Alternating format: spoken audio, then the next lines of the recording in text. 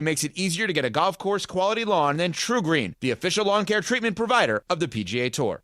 Smalls here. What if you could enjoy the flavor of a cocktail without the alcohol? Meet RK Zero Proof, a pioneer in the alcohol-free spirits category that delivers bold taste and a warming sensation, but with zero alcohol, zero sugar, zero carbs, and zero calories. So you can celebrate with friends, unwind after a long day, and wake up tomorrow feeling great. It's all the ritual of a drink without the regret. Discover RK at rkbeverages.com. That's ARKAY beverages.com. RK, the spirit without the alcohol. Hi, it's LeBron. The Lakers play here. 710 ESPN. KSPN, Los Angeles. A good karma brands radio station. Oh, it's Windy Wednesdays on the Sedano and Kap Morning Show. Durant down the middle, stolen by LeBron. 1:05 remaining. Lakers are going to run some clock. Here's Smart with a 5-point lead. LeBron down the middle. Slam dunk. That could do it.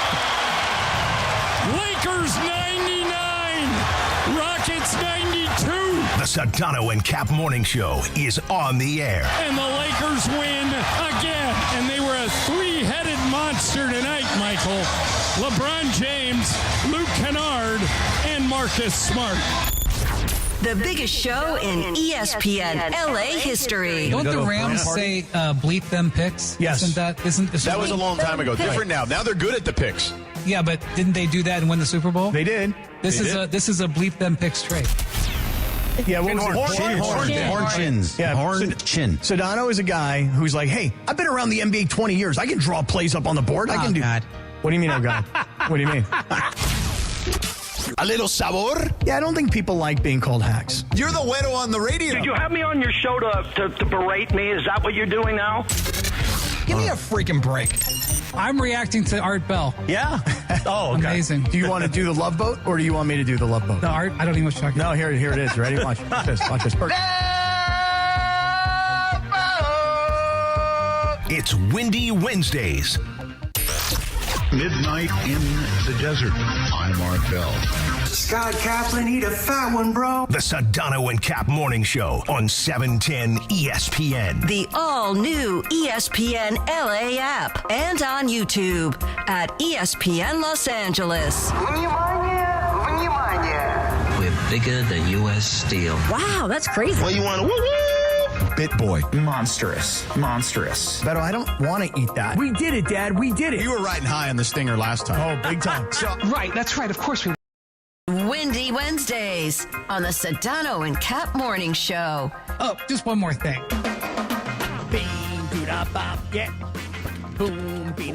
Here we go, Wednesday, 7:02 and 45 seconds. Welcome to the Sedano and Kap Morning Show on this 22nd of April, 2026. Well, hit the applause for the old man in one of the greatest Lakers performances under LeBron James in that building across the street in his era of Lakers basketball. What a night to be in the building. You could feel it's still shaking over at Crypto.com Arena. The Lakers with a magical win last night, Sedano. And Cappy, what do you got to say now?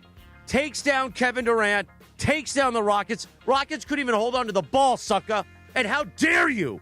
How dare you, when people like me have been saying for years that LeBron's the greatest ever. You didn't believe in the old man. And the old man, just like the song from John Fogerty, The Old Man Down the Road. Yeah. Well, he came up the road last night and slapped it on your... Oh, I almost said something. Slapped it on your face, Jack. Oh, really? What were you going to say? Oh. I'm 41 years old. I told you. Well, I mean, George, I will just say this. Did I not tell you that the Lakers were going to win last night? I mean, you did. This is how weaselly you are. How? Let me hear. For the entire season, all you've done is crap on LeBron. I didn't right? crap on but LeBron. You've now couched it. You've now couched it by saying, like, I'm going to be the one guy who's going to pick the Lakers. That's right. That's what I did. And you've been right so far. You kind of lucked into it a little bit, but it's okay. You're here. Fine, as long as you admit that there's one thing that I think everyone overlooked going into this series. Which was what? Now, remember when we spent a long time when Austin and Luka and LeBron had only played about 200 minutes or whatever. We're like, oh, my God, they're like a -8 together, yada, yada, blah, blah, blah. Remember that era I do remember. of time? I remember Wendy telling us that they're not as good as their record is. And, I do. And by the way, I do remember Wendy saying the data says that when the three of them are on the floor together, it doesn't work. I do remember all of that. Right. It wasn't just Wendy. Right. Right. And we did say it was a small sample size. But that aside, because they did get much better, clearly, with the three of them. No doubt. Towards the end of the season. The month of March. Now, during that same time, remember we started to extrapolate, well, what does it look like when it's just these two or this one or whatever? The one thing that people forgot about that part was, while it was a negative with the three at that time, okay, in whatever it was, February, then it was a positive, a very positive number with just Luka and Austin. And then it was just like kind of mediocre number with LeBron and Austin. But the number that also was really good was LeBron without Luka and Austin and just anybody else. That number, I remember it being plus 7.5. And this is what we're seeing now. All year when LeBron has been in there, without Luka and Austin, the numbers have been good. And that was the one thing that I think, again, smallish sample, but that was the one thing that I think everyone overlooked, that the old man still got it.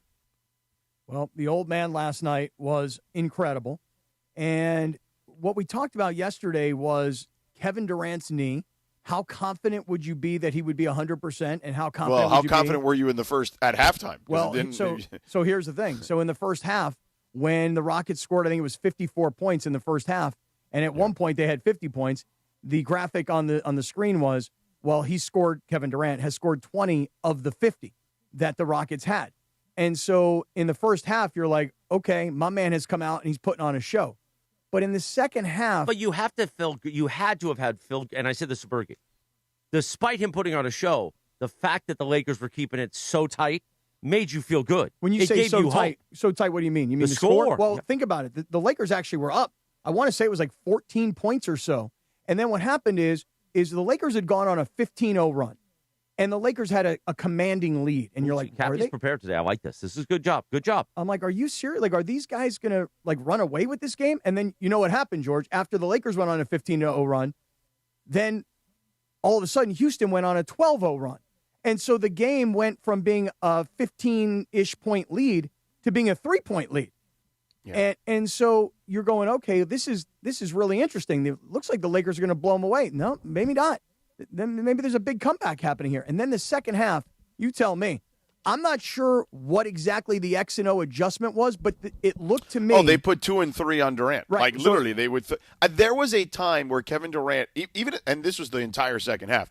There was a time in the fourth quarter, I saw 3 guys on Durant, and Durant, and this was on a play when it was like,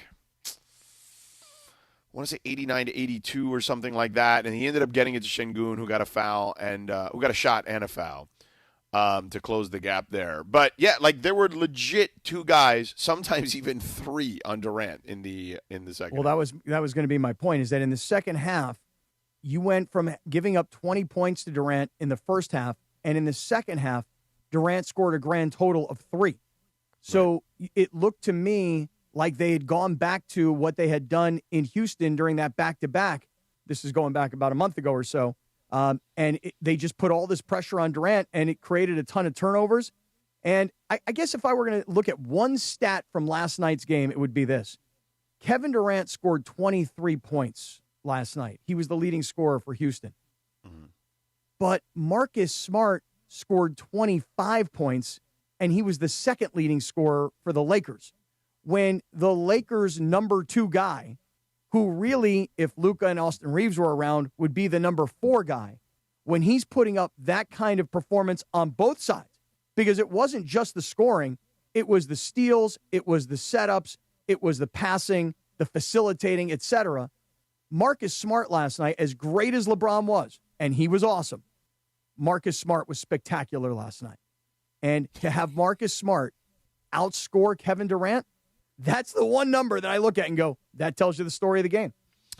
Yeah, if Marcus Smart is scoring 25, historically, if you go wherever he's been, right? I mean, I just look at it like Boston because that was when he was playing high leverage situations. Yeah, if Marcus Smart is scoring 25 points, you're not winning that game more than likely. Like if you're the opponent. That's right. That's exactly right. And Marcus Smart was great last night. LeBron, I'm going to keep on saying spectacular. Rui was great at times last night with some big shots. Yeah. Luka How was Nard. DeAndre yesterday? Yeah, how was your buddy Ayton there, Cappy? Well, let me ask you guys. I mean, was he terrible? I mean, he wasn't good. It wasn't great. No, but listen, guys, this is what teams are. When No, you don't have to give us the definition. Well, I wanted to explain it to you because maybe you guys don't quite understand. I don't know if you realize this, one but guy, I do understand what a team is. I don't know if you guys understand that when one guy is having a great night and another Right, guy's but all not, you I'm might lift saying somebody is- up here, you Yeah, know? I get it, Complimentary but- basketball is what they call it. Ooh, that's a good one. Thank you. Yeah. All I'm saying is he came back down to earth, which is fine. Like, they won the game anyway. It doesn't matter. But, like, you're going to need some level of consistency if you want. The series is not over. While clearly the Lakers are absolutely in the driver's seat. It's going to be nearly, I don't want to say impossible because that's not the case. I would say it would take a nearly flawless effort from Houston to win 4 of the next 5. Yeah, and I saw a stat this morning that LeBron in his career, when he is in a playoff series and he's up 2-0, I think he's 24-0 in those series. I think it was 24-1 because Ireland gave the stat yesterday. Yeah, No, I think it's 32-0. That He's was up a different. 2-0. That was a different stat. I thought. It's Stat. fine. And either way, he's good. Yeah, either way, when LeBron gets up in a series, he has, throughout his career, won these series. So, Okay, it is the 25th time LeBron has taken a 2-0 series lead. His team has won all 24 previous series. The most 7-game series won when taking a 2-0 lead without a loss in NBA history. all right, But well, there is you a go. third. Lindsay is right about the 32 stat. I don't know what that one is. It's when after winning game 1, LeBron's 29-2, and then whenever he's up 2 games in a playoff series, he's 32-0. Oh, beautiful. So how does it feel, Cappy? It feels How does great. it feel? It feels really good. You know we're throwing a parade after they win this series because honestly, this is one of the most. Listen, I will turn. I might even buy a LeBron jersey now. Oh, wow. I'm going to buy a Bronny jersey to see. I got excited last night in the suite. I shook Bergie. I hugged him when I said, "Look at number 9. That's my boy, my cardiac brother Bronny, on the court with his old man." Yeah. Warmed my heart. Okay. Yeah. Understandable. I'm pulling the tape from your earlier performances of this season. You love to do, Bronny. Yeah, go. I encourage you to pull those tapes. I'm really going to. do. No, I do. I encourage you to do that. Because, listen, here's the thing. I would tell you that I think LeBron James, and let's say the Lakers go on to win this series, and let's say they get knocked out thereafter. Big deal. Nobody expected the Lakers to be in this series right now. Yeah, I would say it's a feel-good moment. Yes. And I would say that for Laker fans that have not been LeBron fans, this is a winning over the fan base kind of moment because the effort that we're seeing from LeBron, and by the way, really from the whole team, but you can just feel the difference in the intensity. You can see the difference in effort. LeBron James, in my opinion, when they win this series, is going to take a lot of the Laker fans who were not LeBron fans, and all of a sudden he's going to turn a lot of those people, myself included, into fans because what we're watching right now is incredible. It really is. And because, George, there was a moment last night in the game, and I was looking on the floor, and I was like, wait, Rui, DeAndre, Marcus, Jared Vanderbilt, and Jake LaRavia. Like, there were like 5 guys on the floor, and you're like, whoa, those are the Lakers right now? There is no LeBron. There is no Luka. There is no AR. Look at the team that they've got on the floor. Whoa, those are the Lakers. And as we kind of were all sitting there watching, going, hey, LeBron, let's go, man. Let's get off the bench and let's get back out there. But what they have done in these first 2 games has been incredible. Sedano, you want to hear some sound from after the game? Yeah, absolutely. Let's play Luke Kennard, Lindsay. We lost a couple games. And I know we just kind of flipped the switch, and we told each other like this is what we got right now. We got to believe in what we have, and we got to push each other, elevate each other, and play as hard as we can. And I thought we figured some things out there in the regular season that kind of led into the playoffs for us. The reason Hear we played that? that because he said flip the Switch. switch. Gotta Yeah. flip We it. just kind of flipped the switch. Yeah. By the way, salute real quick to Lindsay Baseball, live from Cleveland. She's hitting her own sound in Cleveland. She beat down their dollars at ESPN Cleveland and said, hey, I need to load sound for my morning show in L.A., so she's loading her own sound and playing it from Cleveland. I Well actually just done, did it. Lindsay.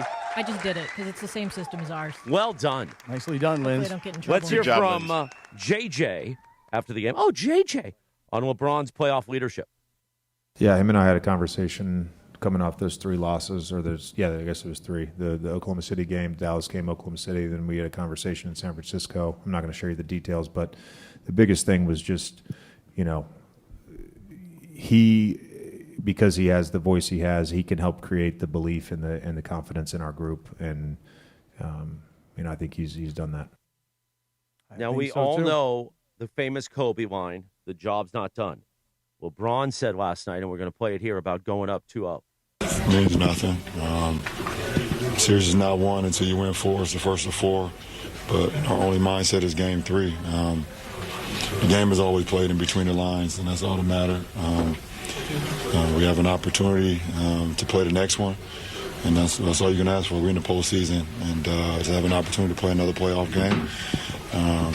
We should be excited about that, but we also should make sure we take care of our bodies too. That was a hard-fought game, and we got tomorrow, and we got to fly down to Houston on Thursday and get ready to play on Friday. So. He Between sounded the white. lines. He sounded white. As he should be. Right, he looked understandably white. so. Yeah. He has had to put this team on his shoulders like a hero, Cap. Like a hero. He was when he was talking to Ashley Shamedy in the post game. I mean, he was like hunched over and like breathing heavy. Yeah, he was white. Yeah, absolutely. By the way, if you're watching on our YouTube channel, Sedano's setup today is amazing because he's got this black curtain and he looks like he's backstage at a Stones concert, like doing the pre-concert pre-game show, and it's amazing. The lighting is amazing. The black curtain, it's all looks so good. Yeah, the skin, the forehead. Oh yeah, the lighting off of it. It looks great. It's very shiny. Looking terrific here this morning. There's the bell. We are 17 minutes through the show. What you could have done in those 17 minutes? Well, you could have gotten down on your hands and knees. And thanks God that LeBron James plays for your team. And you could have gone and seen our friends at Valvoline Instant Oil Change. Get that lube job you need, sucker. Home of the 15-minute drive-through oil change. Visit SoCalOilChange.com for a location near you. I am so impressed, though, George. For me, LeBron, it's kind of a given, honestly. Like that he's going to go out there and he's going to perform. See, but this is your problem. It's a given. Yeah. Why are you saying that? The man is doing stuff that's unprecedented. Like he just passed Kareem as like the oldest player to score 25 in a playoff game. I can appreciate the age. I really can. And I am 41. But I'm just telling you, like for me, like I think LeBron, as your number one, is going to go out there and he's going to perform. He's going to score. He's going to pass. He's going to make other people around him better. Like, that's what his entire career has been. It's what his reputation is. The question marks, I think, and this is why nobody gave the Lakers a shot, the question marks are the other 4 guys that are on the floor with him. Is Rui Hachimura going to step up when needed? And the answer thus far has been yes. I mean, Rui last night was 50% from three-point range. Pretty good. I mean, as he's had a great year shooting three-pointers. DeAndre Ayton, to you guys' point, only 6 points in the game and really wasn't that great from the field, 3 for 8. So then who's going to pick it up? Marcus Smart, incredible night last night. And everybody can look at the stat line today and go 25 points, 8 for 13 from the field, 5 for 7 from three-point range. But, George, to me, it's the steals, it's the leadership, it's the alley-oops that he's throwing. I mean, Marcus Smart was complete last night. And Luke Kennard, I'm going to just say something right now. I'm blown away by the athleticism. Kind of just think, oh, he's just another Duke white guy that can just shoot threes. The athleticism, the smoothness with he flows as he moves. He's really, really talented guy.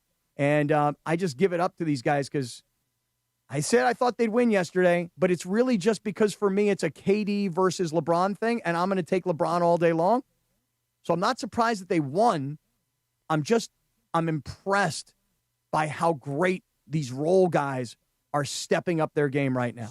But again, go ahead. No. I was just going to say that you mentioned earlier that it changes the way that fan bases think about LeBron James because I've been very critical about it, Sedano, but at the same time, what he's done in these first two games, the way that he's played, it is one of those turns, because I thought for sure most people thought this series was over.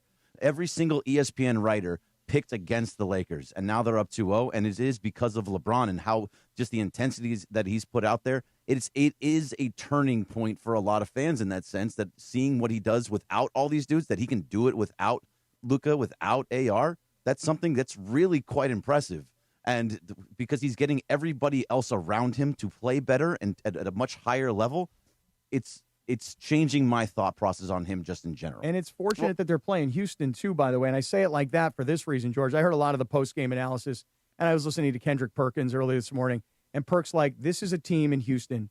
They hate each other. They don't play well together. They're just a mess. And so, look, that's not the Lakers' problem. That's Houston's problem. But it's to the Lakers' advantage, because the Lakers, and I got to give J.J. Redick all the credit on this one, the Lakers have come together as a team. The month of March brought them together. The injuries shell-shocked everybody. There were still a few games left to try and figure it out. They did. And LeBron is now saying to everybody, guys, you know who I am. Let's follow my lead. And we'll wait, hopefully, to get one or both of these guys back. And we'll just take our chances. We'll roll the dice after this. But this was going in a winnable series. And now at 2-0, they got to win this series. So here's what I would say. First of all, welcome aboard to the two of you. The two of us, Bergie. Bergie, you hear that? Lindsay and Sedano are welcoming us. They're welcoming us. It's nice. It's okay. It's with open arms, right? Is it open arms, or are you still kind of crossed arms? With arms wide open. Yeah, right. Yeah. I mean, Lindsay may be arms wide open. I'll be crossed armed, but you guys are welcome aboard anyway. I'm like, hey, we got these two guys. We found them at sea. Like, should we let them on? We don't have a lot of room, but you think we should let them on? Hey, I bought his golf beats, so that got me in. That got me in. That's fine. We can let them on. Well, they can sleep in the hull. You know what I mean? Whatever. Are you going to extend a hand? You're going to help us up at least? Yeah. You're going to reach up and help me up at least? Oh, he'll give you a reach. Yeah? By the way, if we're going to sleep in the hole, the next time we know that an iceberg's coming, we got to get out or we're going to drown. Oh, yeah. Like the Titanic. Warnings. 7 warnings, Cap. Yeah. Well, so anyway, we're getting out after warning 1. I would say, again, welcome aboard. Thank you. Number 2, you're very late to the party, because I don't know if you've noticed his 23-year career. He's generally made people around him much better. No, I really didn't know. I didn't know anything about it. No, it's new to me. Yeah, yeah. Well, I mean, clearly.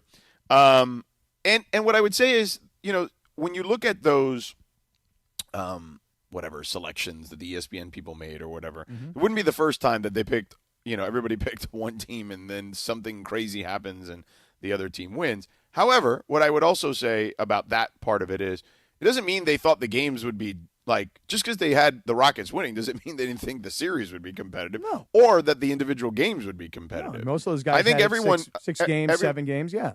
Everyone out of respect to LeBron, particularly because of his career and what he's accomplished and what he's capable of still, I think probably felt the series would be, most of them probably felt the series would be competitive and the series would be, the individual games could be close. However, again, LeBron is right. This is not over yet. Now, what happens is, this is the turn. And we're going to see if Rui Hachimura and DeAndre Ayton and these kind of guys can perform on the road. Because he's right. And I don't know if he said it in that clip or the one he talked to with Ashley in the postgame, where he said, hey, on the road is different. The energy is different. Role players play different there. And he's not wrong. He kind of called them out. Like, hey, historically, road players in the playoffs, role players, in the playoffs on the road, not great. So we're going to find out who's made of what in this scenario, because that first game, if the Rockets win, it's still a series. Yeah. Now, if the Lakers win, it's over. But if it's 2-1 going into Game 4 in Houston, I mean, that's a much, much different scenario. So those guys are going to have to buck the trend of role players play poorly on the road for this team to still pull this out, because it's not done yet by any stretch of the imagination, as Kobe once said and as LeBron iterated just a few moments ago when we played that audio. 7:24 on a windy Wednesday. Windy is going to be here in the 8 a.m. hour. Tim Legler is joining us this morning. Legs. What a show it's going to be. More Lakers reaction coming up in just a few moments on LA's only local sports morning show. Cappy Let's talk about our friends at the Wellness Company. Hey, listen, if you are heading into the summer and you do not yet have a medical emergency kit, I'm telling you right now, you're taking a huge risk that people don't think about, and then all of a sudden it's too late because then you get a cold during the summer, and that turns into a sinus infection, and that lasts for weeks, and then your whole summer vacation plans are derailed. If you're traveling, finding a doctor can be hard. Getting to a pharmacy can be stressful. Why would you do that? Why would you not prepare in advance with a medical emergency kit? It's like having an urgent care or a pharmacy right in your own house. And there are prescriptions like amoxicillin or a generic Z-Pack that can treat a wide range of common and serious illnesses. If you wake up sick, if you're at home or on the road, you've already got what you need. So I'm holding it up right now for you. For those of you guys that are watching on YouTube, here's all the different medications that came in my medical emergency kit. And here's the guidebook. So that if I know I've got a really sore throat or my ears are bothering me, I can go into the guidebook and I can tell them what the issue is, and then the guidebook will tell me, it will guide me to which medication is the right one for me to take. And then I can start on the medication and I can get better quicker. So you have it in your home, you take it with you on the road, you get it for your kids that are in college and living in the dorms. Everybody needs a medical emergency kit. Here's how you get yours. You go to urgentcarekit.com/710. That's urgentcarekit.com/710. You use our promo code 710. You're saving $45. So do it today. urgentcarekit.com/710. Promo code 710 and get your medical emergency kit today. You know, Cappy, we have the greatest job in the world. When you are paid to talk sports on the radio and paid to watch Lakers basketball, you come in here, you've watched the game, and then you can spend 3 hours talking Lakers. That's what we may do today. We continue in 3 minutes right now on ESPN LA. This is the Sedano and Kap Morning Show. At Uline, they know firsthand the road to success is an uphill climb. Uline started in the family basement, and through hard work is now North America's most trusted shipping and industrial supplier. They get what it means to have the support of reliable, hardworking partners. So they keep 41,000 items ready to ship. Whether your company is still in a basement office or expanding cross-country, Uline will be there on your road to success. Visit uline.com. Hey, it's Cap. Inheriting a home can be overwhelming, but Seller's Advantage makes it easy. One customer shared, quote, inheriting a home felt like too much work. Seller's Advantage gave us a reasonable offer, handled everything, and closed in 3 weeks. I highly recommend them. Skip repairs and headaches. Call Seller's Advantage today at 888-390-AS-IS or visit sellersadvantage.com for your free cash offer. Don't worry, sell happy with Seller's Advantage. Providence Realty, DRE number 019-15-21-2. Buenos dias. Buenos dias, indeed. 727. Let me read this. I was talking to Cappy. That's my fault, producer Jorge. Meanwhile, let me tell you this. It is ESPN LA Draft Week, and Thursday and Friday we're live from the Rams block party at Hollywood Park in Inglewood.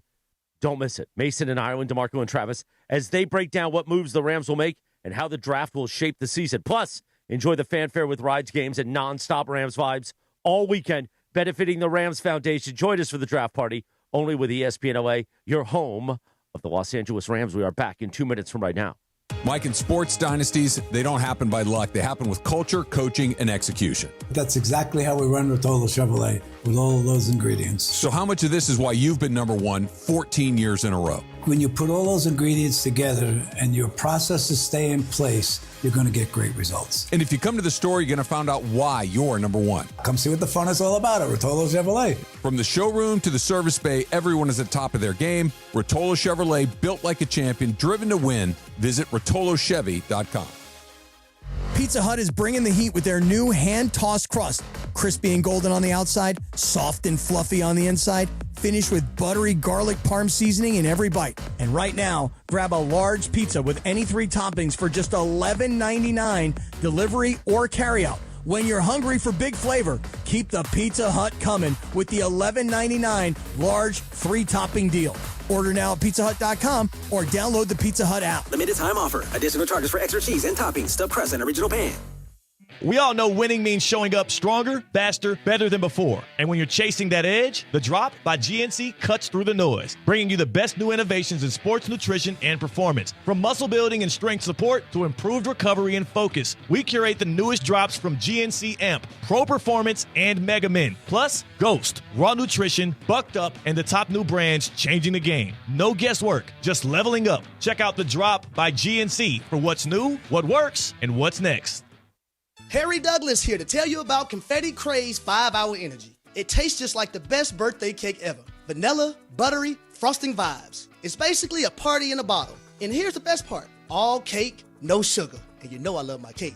So I get that big birthday energy without any sugar guilt. The bottle's small, easy to toss in my bag, and perfect when I need a quick, tasty caffeine boost to cakeify my day. The Funfetti flavor is back on 5hourenergy.com or Amazon. Crack open a Confetti Craze 5-Hour Energy shot today.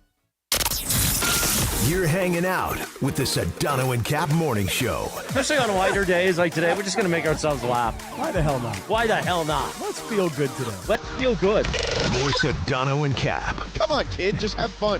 Right now. 7:30 in the morning. The Sedano and Kap Morning Show. A windy Wednesday. Cappy on this day in 1985. The number one R&B song, DeBarge. Oh, wow. The Rhythm of the Night. Wow, I would have had a hard time coming up with DeBarge. Really? Yeah, but once you said it, you're like, yeah, DeBarge. Mid-'80s. This is a breakdown right here at the end. Yeah!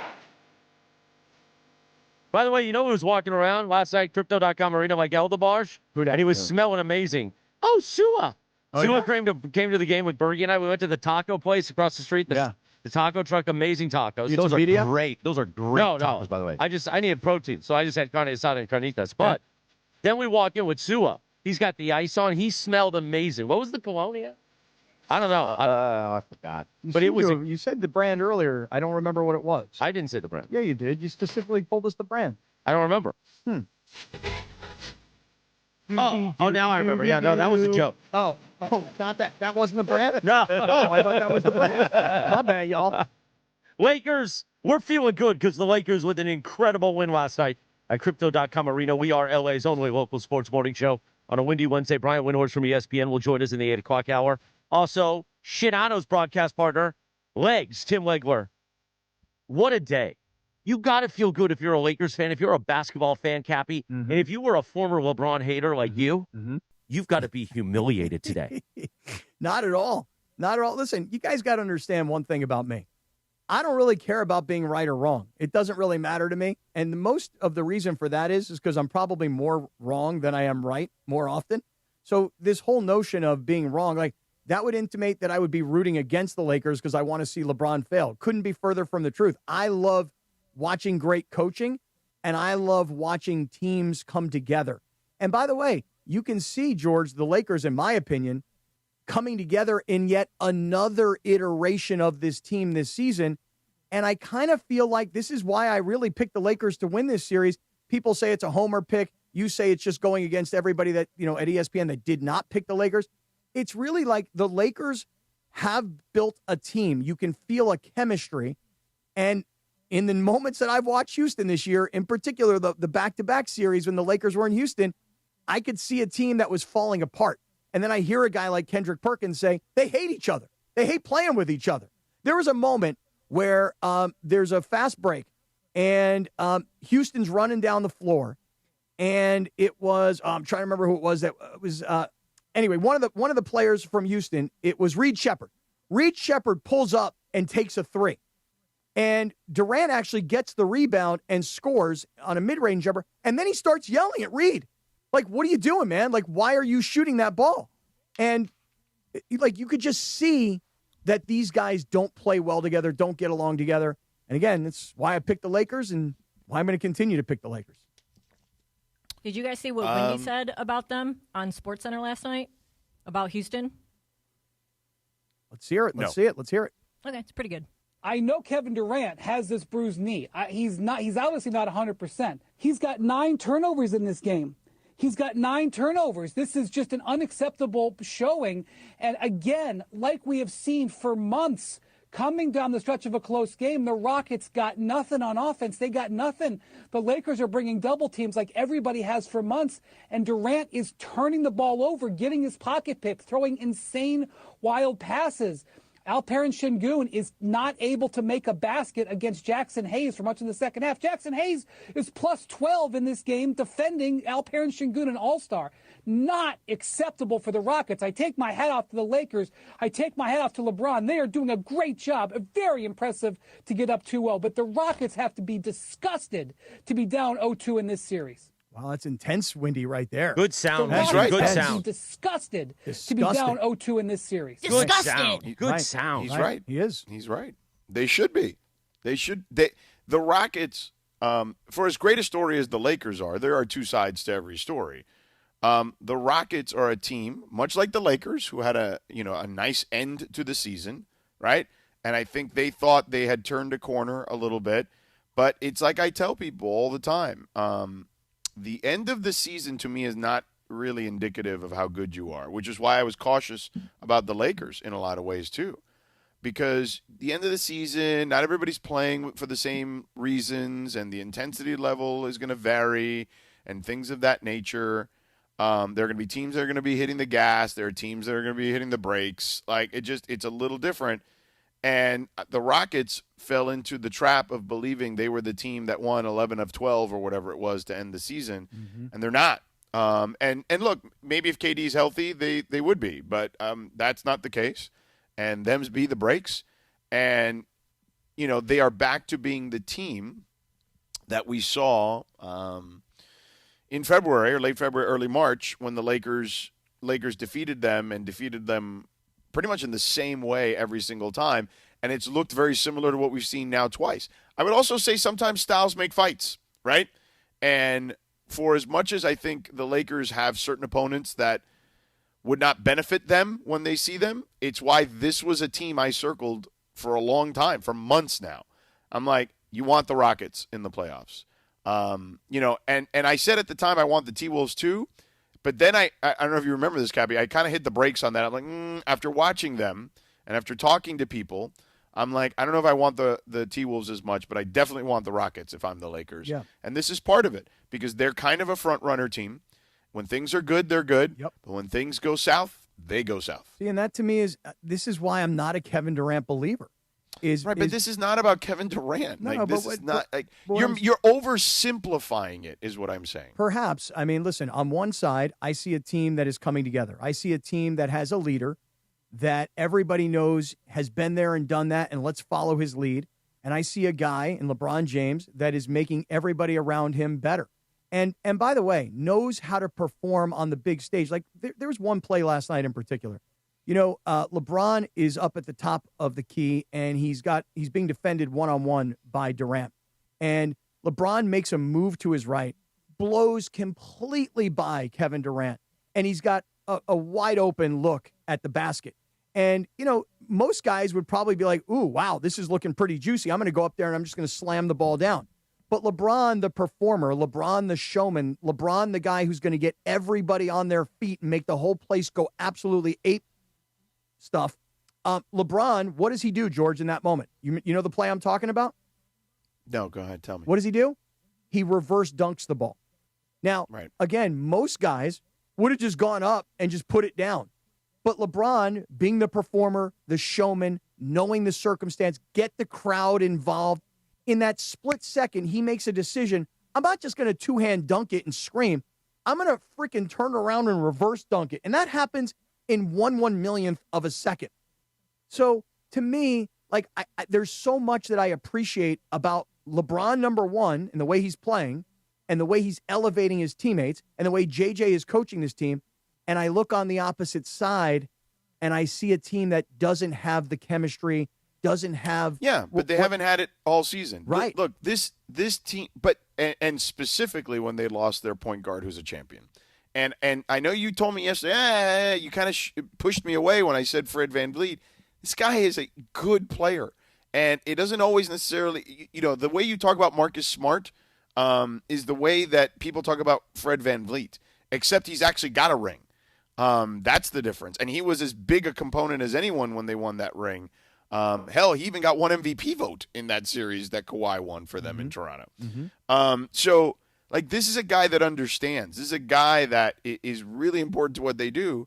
And ever since they lost him, and it was a long time ago now, they have been in this situation where they have zero organization. They have zero, I would say, on-floor leadership, because that's not Kevin Durant. Kevin Durant is going to go out there, and this is the part you're right about. He's going to go out there, and he's going to be your best player. And his problem is similar to maybe Chris Paul at times, where he's going to, because he knows how good he is, and he knows the stakes, he's going to tell you what it is, and it's going to be blunt, okay? And not everybody can deal with that.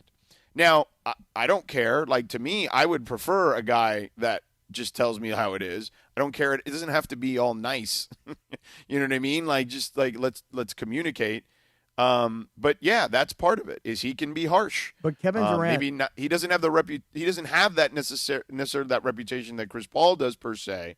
But it's similar in the way I've encountered it over the years. But Kevin Durant, there's one part of the broadcast last night. I don't even remember who the broadcasters were, because they're kind of like... Well, it was Terry Gannon and Grant Hill. Oh, yeah, Terry Gannon. I don't really know him, but I feel like I've seen him around. And Grant Terry Hill, Gannon was once he was on Jim Valvano's NC State team, who won that national championship. And he, for NBC for many years, he's been doing golf. Oh, okay. But he is clearly a basketball guy. Yeah, no, I saw him, and I went, yeah, I kind of feel like I've seen him, but I don't know. But Grant Hill made a point during the broadcast, and he said, He also did figure skating this Olympics. Oh, really? Right. Okay, I missed that part of it. Yeah, he did the triple Lindy. Oh, yeah? Okay. Well, good. What was the girl's name? The girl who's from down our way here, and she what had was kind that? of the The triple colorful what? hair. The triple Lindy. What is The that? triple Lindy. The triple Lindy. Well, there's two schools of thought on a triple Lindy. There's the ice skating version, George, and then there's really the Rodney Dangerfield back to school version of a triple Lindy. Are you guys familiar Yes. with the movie Yes, Back to School? I love Back to School. Okay, great movie. Great movie. Right, Kurt Vonnegut, you know? I mean, so yeah, that's a great movie. But anyway, here's the thing. Durant, when the numbers are done, when the game is over, Grant Hill says, and I remember him saying it just like this. He goes, I don't want this to be a hot take. This is Grant Hill. I don't want this to be a hot take, but I'm telling you that Kevin Durant may be the best scorer in the history of the NBA. And Grant Hill said, he goes, listen to what I'm saying. I'm not saying he's the best player. I'm saying he's the best scorer. Now think about this. Yeah, that's not that hot a take, to be honest with you. But then think about this. Kevin Durant last night, 12 total shots. 12 shots. But other guys on his team, Jabari Smith had 16. Sengun had 20. You've got to be the guy, if you're maybe the greatest offensive player or scorer, if you have that reputation, you kind of got to do what LeBron is doing, which is put the team on your back. And last night, but half, it's different. But here's what Grant's telling you. Tell me. He might be the greatest scorer, but he's not the greatest facilitator. Like, it doesn't mean that he can't do it, but it's not his strength. LeBron's strength is not scoring. LeBron's strength is facilitating. Like, LeBron is the greatest scorer of all time by numbers, but it's not even the thing he's best at. He's best at making the guys around him better by facilitating. He's done that since he was a child. And I think that that's the difference. So now Durant is getting double, triple teamed in the second half, and that's why he ends up with 9 turnovers, 4 of them in the fourth quarter. Because he's like, I got to make the right play, and I got to trust these fools around me to hit shots. And then they're not doing that, and then the level of frustration rises, and then he starts to try to force a few, and that's where the turnovers happen. So it's a credit to JJ and the Lakers, but also an indictment on his teammates. Absolutely right. 7:43 on a windy Wednesday. We will do more Lakers top of the hour. Tim Legler is going to join us. We will do Bergey's Oregon. Squeeze in a little Dodgers baseball. Even though it's a historic Lakers day, we're just going to still do that. Cappy, let me talk about my friends at Providence. I always love to shout out Providence and how they take care of your health, but how about the marketing team there? Cheryl, Annie, Elizabeth. Cheryl's marketing team is incredible. They're the ones that are always telling me, hey, don't listen to Sedano and Cap. You keep saying, hey, you almost died last year, and Providence saved your life. By the way, shout out to Cheryl and her great husband, Madison Mark. We call him Madison Mark. They were at the Lakers game in the suite last night. Cheryl, who directs all the marketing over at Providence, huge Lakers fan. It was such a pleasure watching the game with her because she got me into the spirit. And she said, you go after Cappy tomorrow. You go after him. He didn't believe. He's not a ball knower. And Is that really what she said last night? Yeah. Wow. And she said, he's not the real MVP of the Sedano and Cap Morning Show. It's Sedano.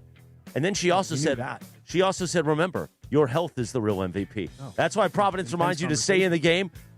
Don't step on my read. By prioritizing cancer screenings. When it comes to cancer, early detection saves lives. Many cancers develop quietly without noticeable symptoms, but when found early, treatment options are more effective than ever.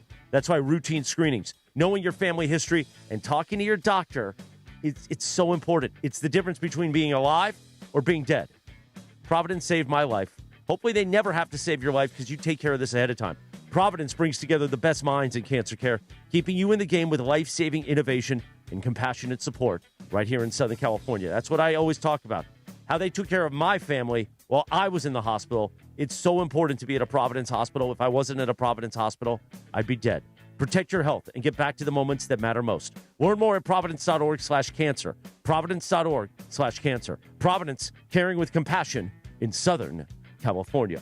When we return, we'll talk Dodgers with Bergie, the host of the Blue Review, and Tim Legler from ESPN, the NBA on ESPN, joins us top of the hour, 8 o'clock. Windy in the 8 a.m. hour around 8:30. We're jam-packed on a Lakers celebration Wednesday, a windy Wednesday on LA's only local sports morning show, the Sedano and Cap Morning Show on ESPN LA, Jack. The Sedano and Cap Morning Show. Coverage of the 2026 NFL Draft on ESPN LA is driven by your SoCal Hyundai dealers. There's never been a better time to test drive that Hyundai you've always wanted. Visit your SoCal Hyundai dealer today. Sample the Sea at Pechanga Resort Casino's 6th annual Sushi and Sake Food Festival on Saturday, May 2nd. Enjoy a vibrant celebration filled with award-winning sake, a diverse selection of sushi, small bites, desserts, and live music. And there's a live auction. Event proceeds benefit Habitat for Humanity Inland Valley. General admission and VIP tickets available right now. Visit pechanga.com for tickets and more information. Gather your friends. Let the party begin. Hey guys, it's Cappy here, and let me tell you something you should do. You should book your annual eye exam at VisionWorks. It's not just about your sharper vision, it's about catching potential health issues early, like glaucoma, diabetes, or hypertension. Look, I did it, you should do it. I know you're busy, they'll work with you on evenings or weekends. I went to the Santa Ana store, had an amazing experience. That peace of mind, it's totally worth it. If you haven't had your eyes checked yet this year, now is the time, and VisionWorks makes it simple.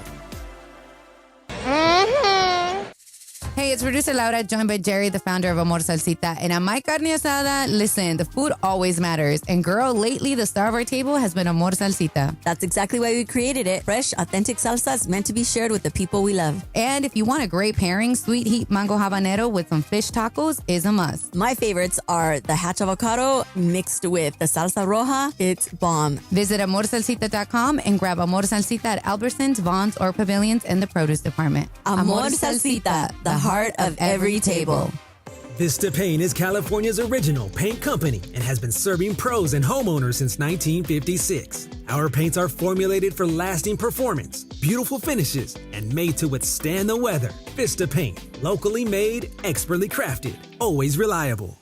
Adam Schefter here. Did you know the average employer sorts through about 250 resumes for one job opening? Well, if you're hiring, here's good news. You can now review resumes and applications faster thanks to ZipRecruiter. With ZipRecruiter's new feature, qualified candidates who are very interested in your job show up at the top of your list. No wonder ZipRecruiter is the #1 rated hiring site based on G2. Try it for free at ZipRecruiter.com/sports. That's ZipRecruiter.com/sports. Evan Cohen here. Game day brings the excitement. Your stay should feel just as memorable. With Marriott Bonvoy, official hotel partner of the NCAA and U.S. Soccer, you're connected to a portfolio of brands designed for how you travel. Some offer complimentary breakfast, others give you room to spread out, space to stay productive, or extended stay comforts. So whether you're a traveling fan or part of the team, Marriott Bonvoy celebrates the moments that live on before and after the game. Marriott Bonvoy, where game day checks in. Hey, this is Rich Eisen. You're starting your day with the Sedano and Cap Morning Show on ESPN LA. Don't forget my show. The Rich Eisen Show is coming up this morning at 9 on 710 ESPN and the all-new ESPN LA app. Now, back to the Sedano and Kap Morning Show. 7:49. Yes, indeed. You hear Rich Eisen there, the Rich Eisen Show, live from Pittsburgh for the NFL Draft. Must listen radio. He is in Pittsburgh and covering the draft. You'll see him on NFL Network. Listen to him react. Listen to you. Listen to him get ready for you, or whatever I'm trying to say. 9 to noon right here on ESPN LA. Meanwhile, Cappy, before we get to Bergey's Oregon, on this day in 2022, Megan Thee Stallion released the song Plan B. You're saying this is Plan B? You were our Plan B originally, but now you're our Plan A. I don't know about that. No, you are. Maybe A minus. No, after some of the performances, the Power 6 yesterday. Oh, yeah? And Monday. Okay. You're our Plan A. Okay. You say so. Yeah. All right. Also today is National Bookmobile Day. Oh, really? Yeah. You ever been to a bookmobile? Really? Neither have I. Oh. I think they had them around, but Yeah, like when you're in elementary school, they had the bookmobile, and they send you home a couple days ahead of time with the form you got to fill out. Oh, yeah. And everyone's like, "Oh, I really want this cool like craft set, and not the actual books." Yeah, the Scholastic Book Yes. Fair. Yeah. By the way, Lindsay, I just saw the shot of you in Cleveland. Is that a real plant in that studio? Or is that a fake plant? No, they're all real because they provide oxygen, just like in our studios. That's a snake You plant. need them. It's a It is snake a snake plant? Yeah, it's like Yeah. It's a snake plant. You don't want to know, Cappy. I don't want to get bit. I don't want to get bit by that thing, man. All right, Lakers Seriously. with a monstrous, historic win last night. We'll continue to talk about it in the 8 o'clock hour on a windy Wednesday. Efforting Tim Legler and Brian Windhorst will be here. Meanwhile, the Dodgers did play last night, and I give credit to Gregory Arthur Bergman, the host of the Blue Review. You see it weekdays, 6:30 a.m. with Marcus Grant. As DeMarco said, Marcus Grant not allowed to ride in Nellyville. You know, he's one of those... what did Lindsay or what did Laura say? Dungeon and Dragons. He's a Dungeons and Dragons guy. He's a Star Wars dude. Yeah. You know, that's but what he is. Marcus Grant is amazing at talking Dodgers baseball with Bergie every morning. Bergie committed in the suite last night. You know, a lot of times the big TV in the suite is on the Lakers game. Mm-hmm. That way we can look over and see Lakers on the court and Lakers to the side. Bergie said, no, scumbags. He put on the Dodgers-Giants game. Call people scumbags? And everybody was I like, said scumbags. Yeah. wow, really? But Bergie was shaking like a leaf as he had to look over and see the Dodgers getting pounded by the Gigantes, and then was nervous about the Lakers. But he was more nervous about the Dodgers. Take it away, Bergie. I don't know what this whole nervousness part of it is. A game, what, like 23? Hey, I got to build drama. Right. He says all these things, and then we always counter everything that he says with reality. With reality, yeah. But I did have it up on this suite, and thank you to Tommy Lamb who let me put it up because I had it on my phone at Shouts first. out, as somebody once said. Shouts out. So yesterday, there was Yamamoto was on the mound, and he has been, all season long, he's been fantastic. There is once or twice a season where he just gets hit a ton, and it usually happens in the first inning. Mm-hmm. Now, he's a good enough pitcher that he can, after that first inning, he can just cruise the rest of the way. But he got hit yesterday pretty good. In the first inning, there were singles, there were doubles, there was walks. He just was a little bit wild. He could not find the plate and was getting hit. It just happens sometimes. He also didn't get a lot of help in the outfield. No, well, we're gonna get there. Okay. We're gonna get there. Okay, good. That is one of the three things All because right. that's a very frustrating thing to me too. Mm-hmm. But so Yamamoto, at least, so after that first inning, he gives up 3 in the first inning, gets out of it, thankfully, with a couple of fly balls. But after that, he cruised. He was striking out guys. He looked like the regular pitcher that he was. And even in, I think it was the 6th inning, he struck out the side on some dirty, dirty pitches. So he looks, it's just too bad that he's typically a guy that doesn't get a lot of run support, and he got 0 run support last night. And listen, it's not as if the Dodgers didn't have opportunities. There were plenty of times where there were runners in scoring position. I want to say Dalton Rushing came up one time later into the game. Runners on second and third. There was a bases loaded opportunity. I mean, they couldn't drive in runs last night for whatever reason. There was bases loaded, and they got a run. Their one run was because Haesung Kim got walked, and they walked in the run. Yep. And then Dalton Rushing got out, and then there was Alex Call, who was the number 2 thing on my list, grounds into a double play, and that's just the worst thing you can do in those situations. He's at the bottom of the lineup. Your job is to not hit into double. He wasn't in the 9th spot, but your job is to not drown into double plays, to get it back to the top, get it back to Shohei. That could have been a big inning that could have changed the entire game. They could have won that game based off of that. But Alex Call had a really bad game overall because he was also bad in the outfield. He did make a good catch later on where he had to go over his shoulder. But in the first inning, him and Teo decided there was no communication between the two of them.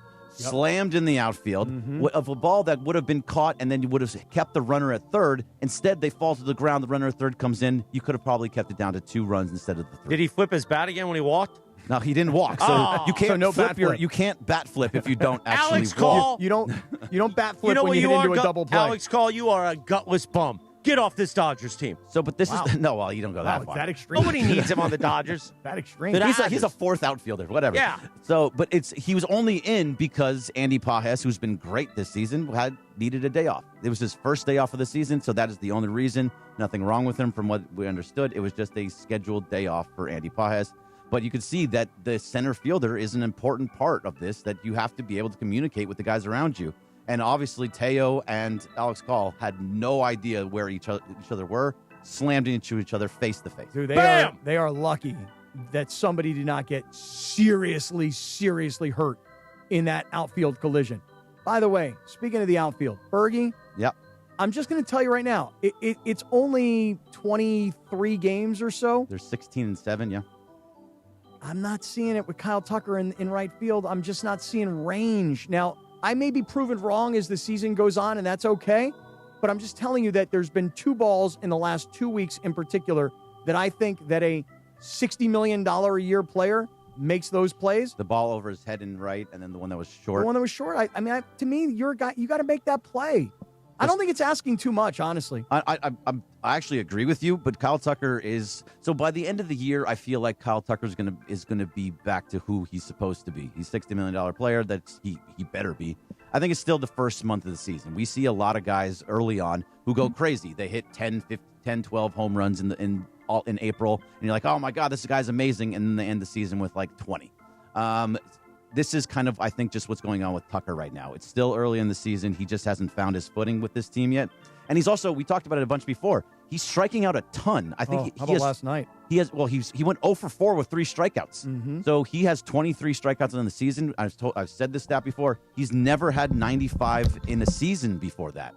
So if he's on pace for over 160, that's 1 a game. That's almost double what he's had for his career in a season. I'm so glad you're bringing this up. I play Manny Machado every night on Prize Picks for a strikeout. Yeah, I'm going to start playing Kyle Tucker every night for a strikeout. God, I hate that, but you're not wrong. I want to win. Okay, and then the third thing is, I know we got to get to the top of the hour, but Shohei Ohtani is pitching tonight, and I think there's a lot to look for with Shohei tonight. It's what they do with him at the DH spot is going to be interesting. If they do play him in DH, last time it was just a one-off, and maybe they'll do it once a month. If he doesn't play tonight, then it's something that they're really looking at as, hey, when you pitch, you may not hit. On pitching, right. Focus on pitching. Mm-hmm. Now, when it gets to the postseason, he's going to have to do both. So I would assume, even if this is just an early season thing that goes for 2-3 months, fine. But what he does tonight is going to be very telling about how they feel about Shohei pitching and hitting in the same game. Thank you, Bergie. The Blue Review each weekday at 6:30 a.m. with Marcus Grant, presented by LAX right here on our ESPN LA YouTube channel. You hear Sedano putting on the headset? I do. That's because he knows he's got to talk about this beautiful man. I was pleased yesterday at the ESPN LA studios to hug him, to bring it in and say, I know you love the hog, Jacob. The great Jacob Emrani. Well, George, let's talk about Jacob. What do you say, man? Oh, well, I didn't realize that was the setup. I mean, it was just, it's kind of a weird setup. Okay, let's do it more officially. Why don't you guys do the live read now for Jacob? Hey, that's better. Thank you. God, you're such a sourpuss. I swear to God, you can't take any feedback. By the way, I didn't know that was feedback. Unlike Chris, if you're driving home on the 101 and thinking about dinner, well, actually, that'd be a lot like Chris, I feel like. Maybe trying to beat traffic, then out of nowhere, somebody slams right into your car. Well, it happens every day around here, and the fallout never is just a crash. Nope, because now what are you dealing with? You're dealing with the pain. You're dealing with the repairs. Now you got to rent a car. You're missing work. And now the insurance people are calling nonstop. That is when you call Jacob Emrani. So here's what you call, right? What's the number? The number is the simplest number in America right now, okay? That's when you call them at 800-345-6789. Okay, the law offices of Jacob Emrani helps injured drivers and passengers get the support they need after a car accident. They know how to push back when the other side tries to minimize what happened, Cappy. So you call them at 800-345-6789.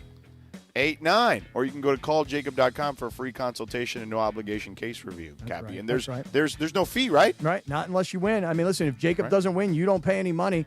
So you can make that call with absolutely zero added pressure. How about one more time? Let's call Jacob. You do it, George. 800-345. 667. 89. What's up, man? I was reading this liner. Oh, 6-7-8-9. Yeah. There you have it. Call Jacob.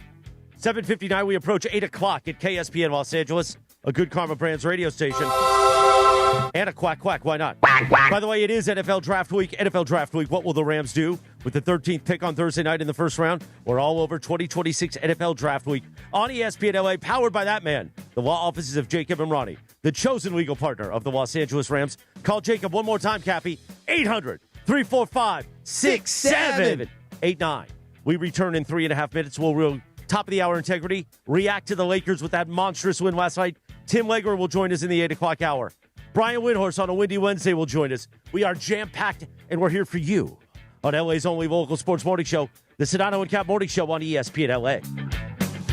The Sedano and Kap Morning Show. Hey, LA, it's Beto Durant. Head to Northridge Toyota and Wondery Toyota today and drive off in a brand new, beautiful 2026 Toyota Tacoma SR5 for just $209 a month on a 36-month lease. $209 for a Tacoma? You already know it's got to be Northridge and Wondery Toyota. Any trade you own outright is your down payment. It's a limited time offer. Nobody's going to take care of you like my guys at Wondery's and Northridge Toyota. 2026 Toyota Tacoma SR5 i-Force 2.4-cylinder turbo 5-foot bed. Double cab 4x2 RWD model. MSRP $40,628. Base 10,000 miles per year and excludes tax, title, license, and dollar fees. Is it time to sell your home? Maybe you want to downsize. Maybe you want to move. Or maybe you inherited a home that you just don't want to hang on to. Whatever your reasons to sell, call Seller's Advantage. Seller's Advantage has been buying homes for decades. Their seller reviews speak for themselves. They're just people who buy from people, and they'll provide you a custom solution that works for your needs. They offer and will buy with cash, and they close in days. The great part is you don't have to worry about spending any money on repairs, preparing your home to be shown, or having people come in and out.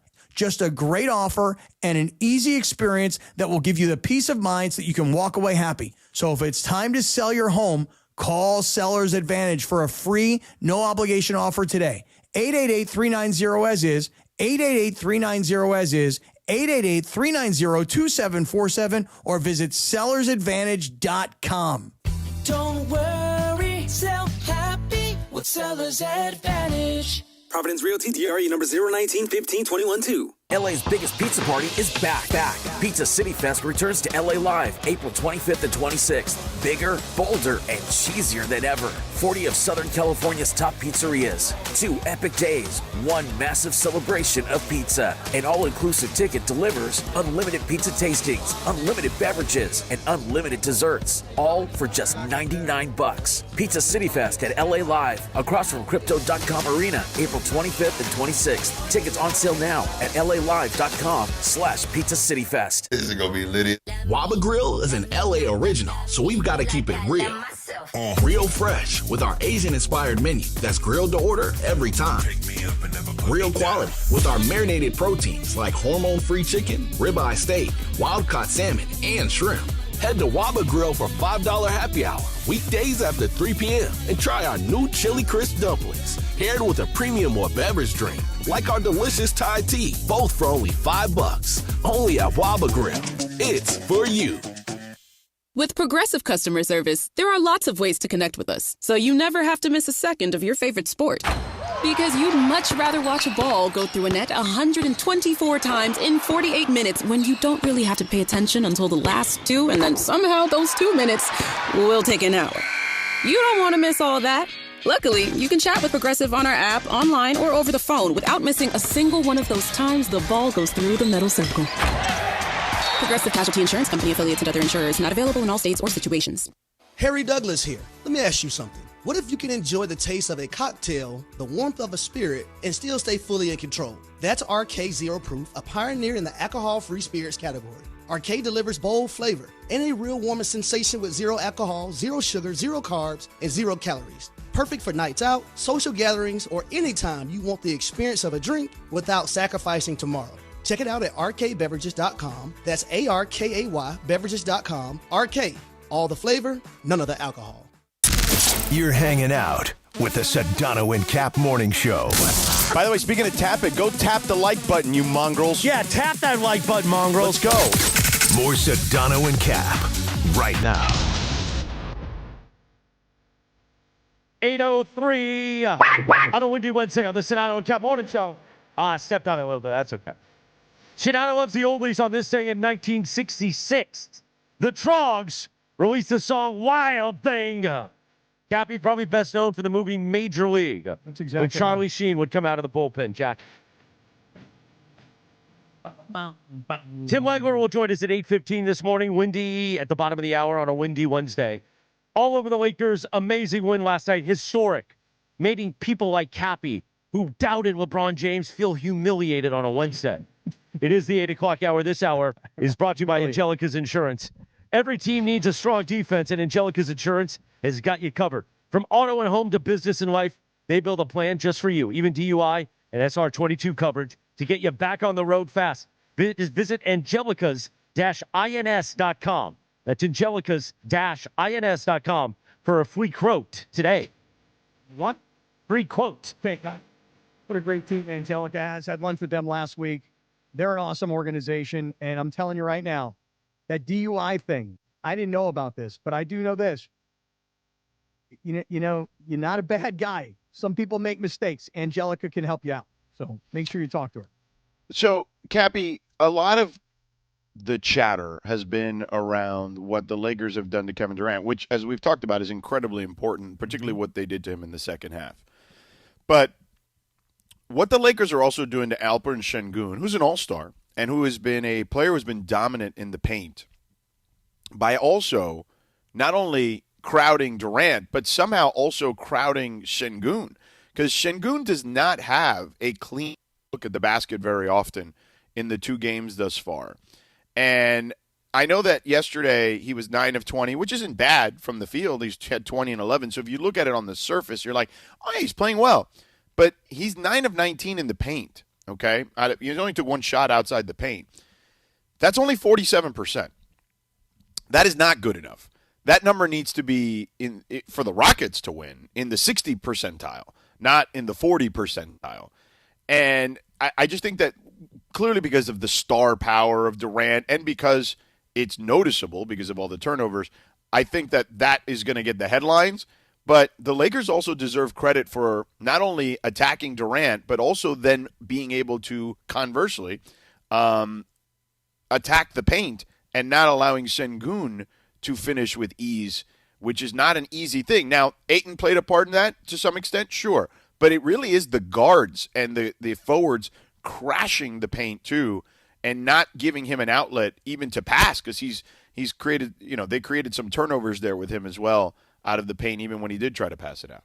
I thought that the Lakers last night, just from a defensive standpoint, there just was so much more you could feel like tangible effort. And actually, I'll say this, George. They have better defenders out there right now than they would if the other two guys were in there. Like, that's exactly also part of the challenge. That's exactly. Listen, we talked about this last week. We had this conversation. And remember, I don't know if you remember this, but we were saying, okay, when the Lakers went to Houston and they beat them in those back-to-back games, it was Luka and Austin up at the top who were both defending Kevin Durant and frustrating Kevin Durant. And we asked the question, without those two guys being on the floor, how will they be able to do that? And you said, and I'm going to give you credit, you said, well, they will probably be better defensively without those two guys on the floor. So this notion that you can't run the same defense because you don't have the same personnel, that goes out the window because you may not have the same personnel.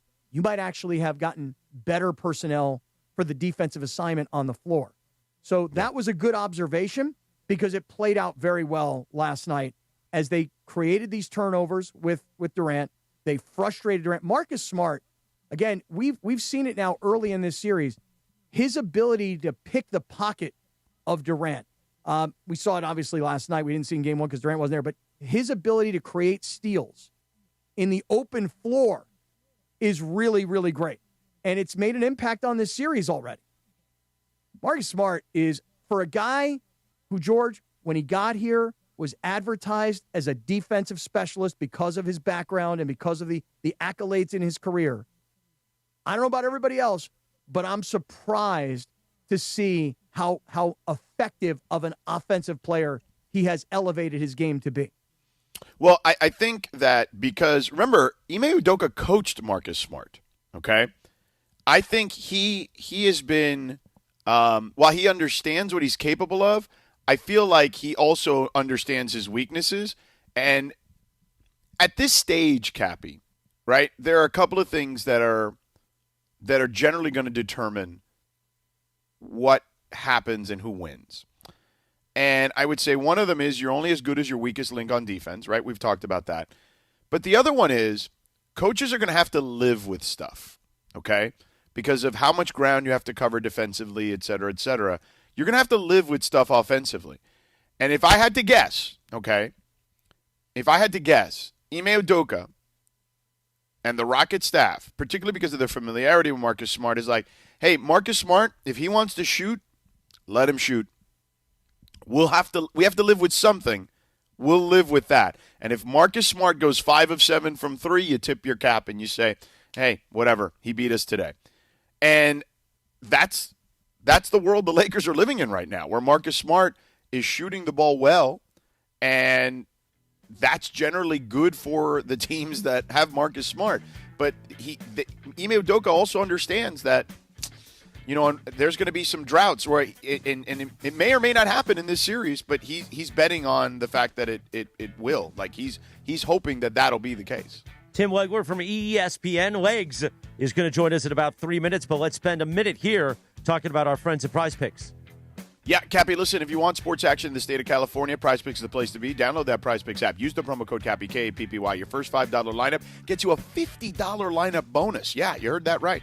All right, it's very simple to play Prize Picks. It's more, it's less. There's a stat projection for every player in every sport imaginable. You bundle a couple together, even across sports, you can win cold, hard cash. But right now, we're all focusing on the NBA playoffs, right? And so is Prize Picks.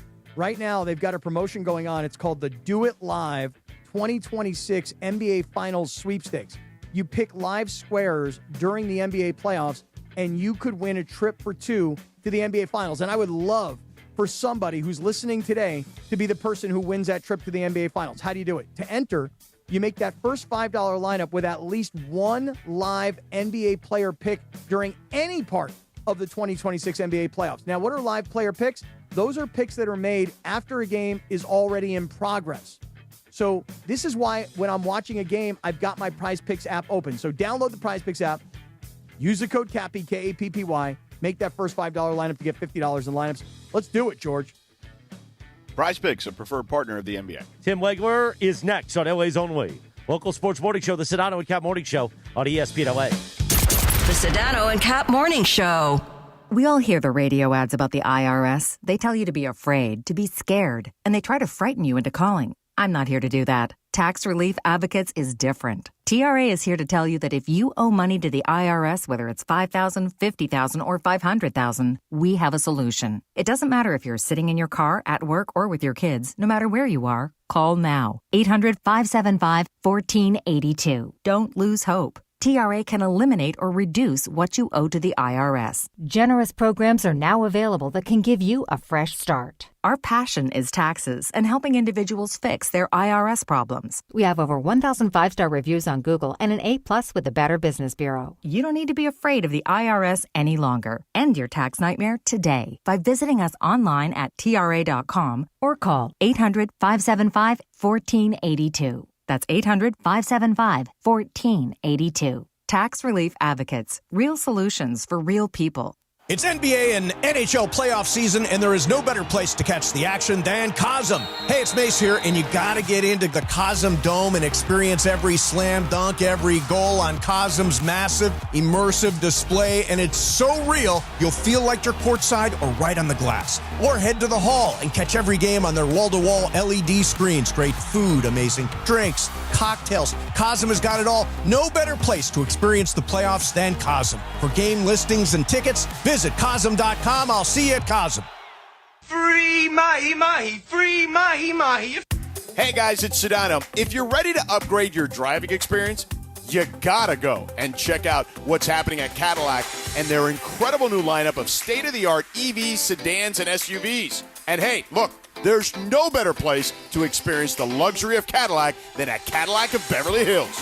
Check out Cadillac of Beverly Hills and their beautiful showroom at 8767 Wilshire Boulevard in Beverly Hills. And check them out on the web at CadillacBeverlyHills.com.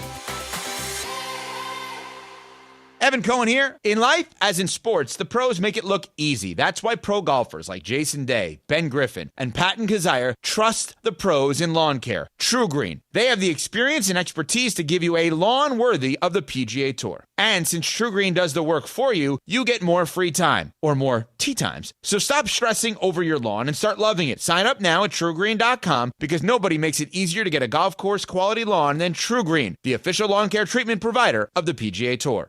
Hey, sports fans, the ESPN app has all of ESPN all in one place. The ESPN app is your home to thousands of live events, ESPN shows, and originals across every ESPN network in service. And now you can check if you already have ESPN Unlimited as part of your TV package for no additional cost. Visit activate.espn.com to learn how to access your account or sign up, then start streaming in the ESPN app. It's all of ESPN all in one place. Sign up or activate now. This is the Sedano and Kap Morning Show. 8:15 on a Wednesday, the Sedano and Kap Morning Show. Sedano, this was the #1 R&B song in 1979, and it's the song we play when you and Legs are reunited together on the radio, because we know magic is going to ensue. Tim Legler from ESPN joins us now with Sedano and Kappy on the Sedano and Kap Morning Show. Tim Legler it actually brought a tear to my eye. Brought a tear to my eye right there. It was emotional. There I it think is. So too. There it is, Legs. It really was. Emotional. I felt it. Yeah. Tim Legler will be calling the NBA Finals on ABC with Mike Breen, Richard Jefferson, and Lisa Salters. He called Game 1 of the Lakers-Rockets. And tonight he will be in Detroit, right? You're in Detroit tonight for Orlando and Detroit? Correct. Yep. Yeah, that's going to be – man, I'll tell you what, this series took on a different tone with that performance by Orlando in Game 1 in a 1-8 matchup. To go on the road and handle Detroit physically the way they did puts a lot of pressure on the Pistons tonight. So I'm really I can't wait for this call, and I can't wait to see what the response is by the Pistons. Yep, we'll get into that one in just a moment. But speaking of pressure, I mean, the Rockets are under all sorts of pressure now, even though they are coming back home. Let's start with LeBron, man. Listen, you've called a bunch of Laker games this year, and I know you've probably run out of accolades to describe his play at this stage of his career. But what have you made of what you've seen through 2 games in this series?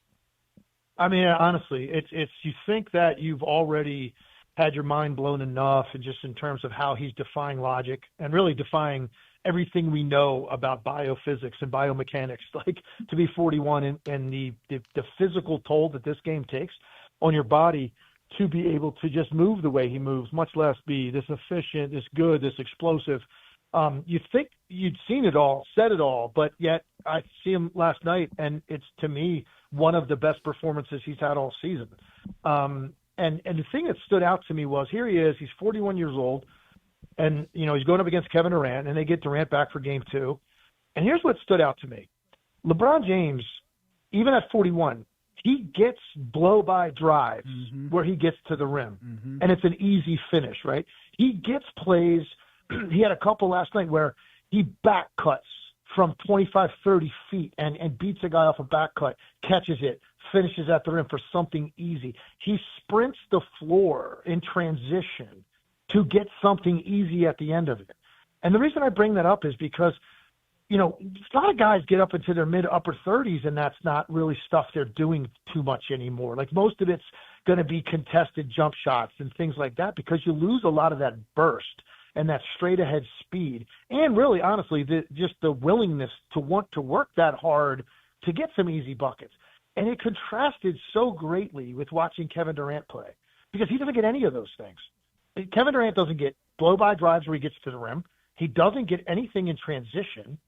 Everything he gets, he's working so hard off the dribble to make any offense happen. And it really stood out to me last night. And I'm saying, if you want to be really efficient and impactful at this stage of your career, you get mid to upper 30s and obviously into your 40s, which is unprecedented. Like, you need some easy baskets, but to do that, you've got to make sure you're able to play in space by sprinting the floor in transition on the wing, by back cutting somebody, by being able to just jab step, go by someone, and finish at the rim. And I was watching LeBron do all of those things last night because he has to.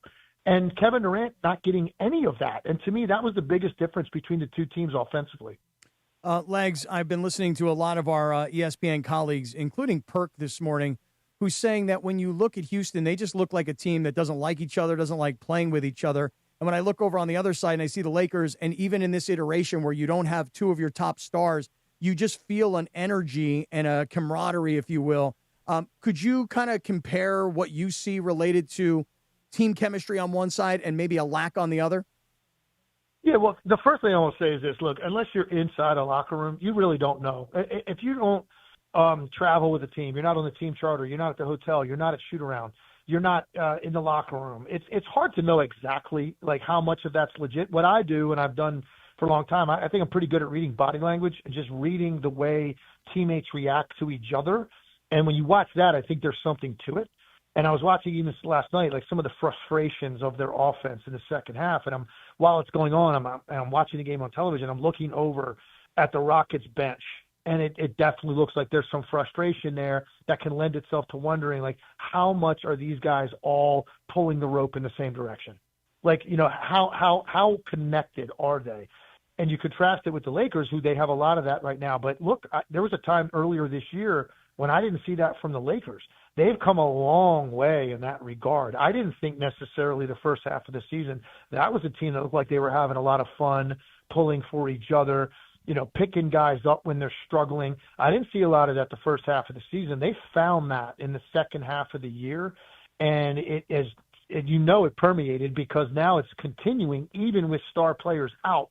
They've still managed to keep that up. So they definitely found this chemistry that is and connectivity that is so important to winning.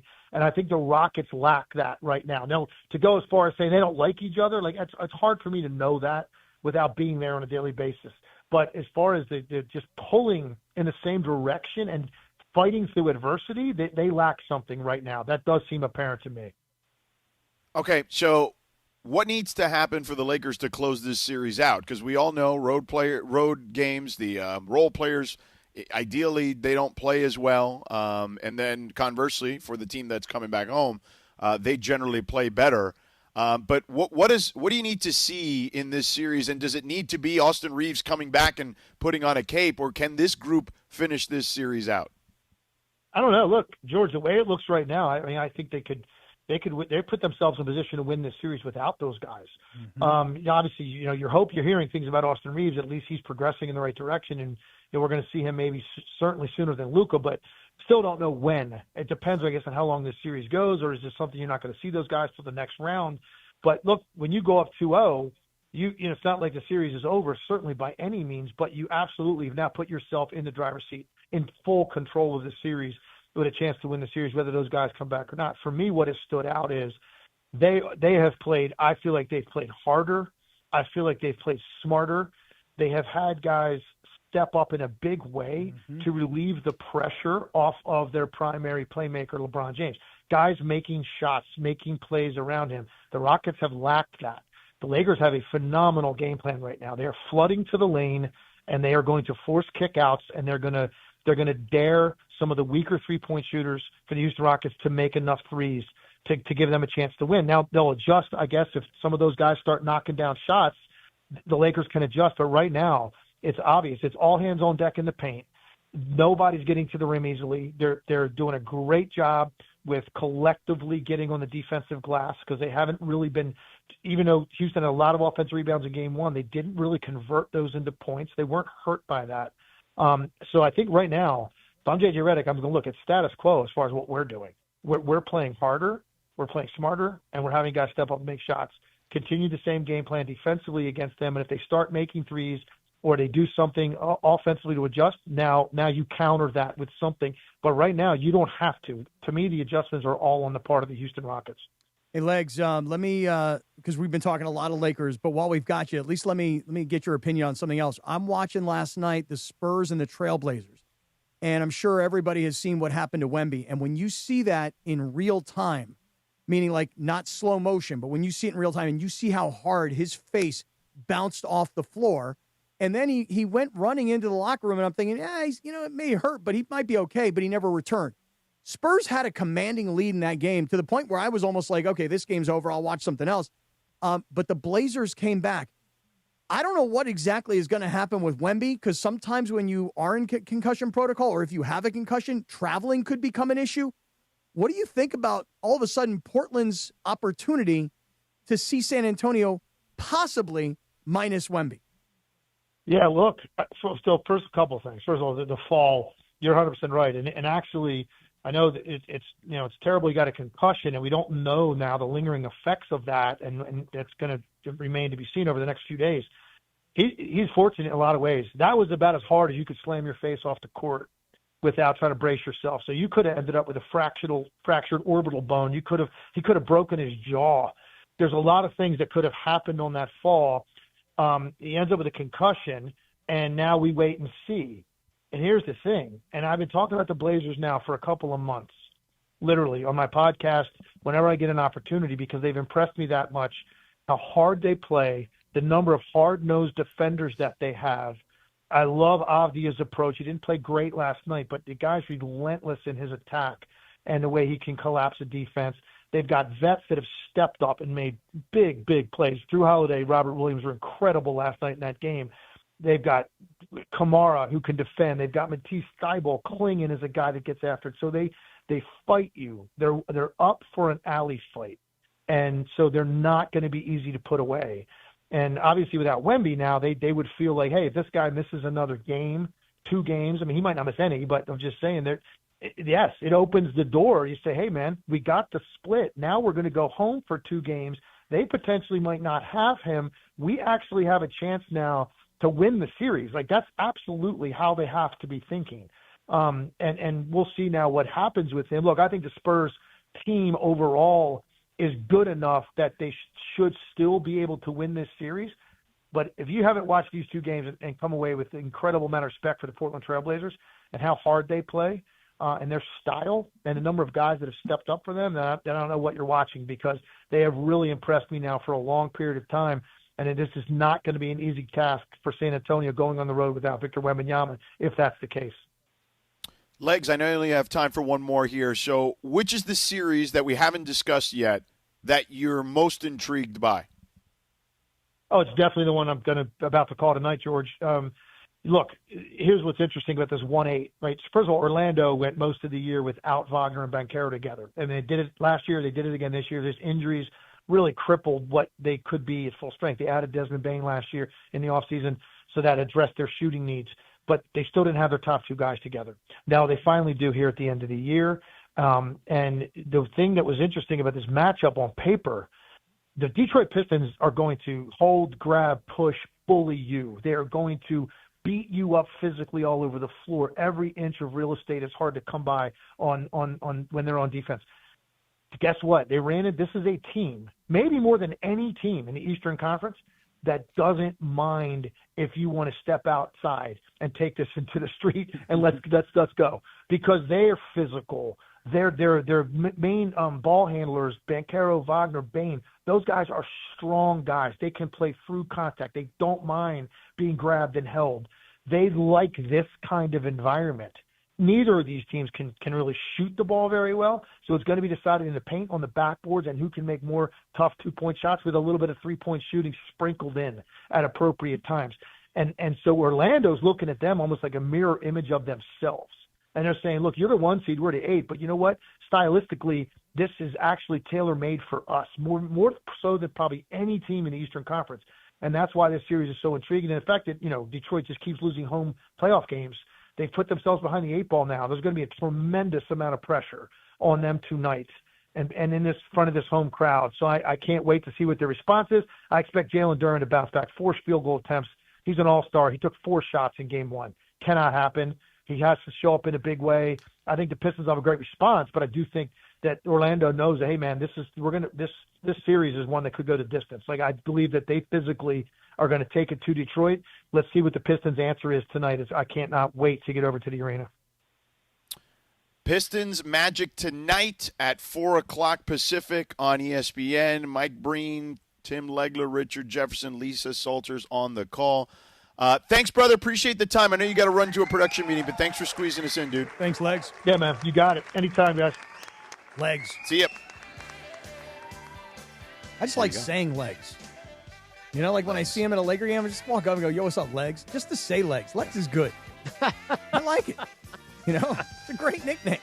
8:29 on the Sedano and Kap Morning Show. I know Bergie has gone down to get him. The one and only Brian Windhorst, because Wendy forgot his ID, but that's okay. We'll let Brian Windhorst in anyway.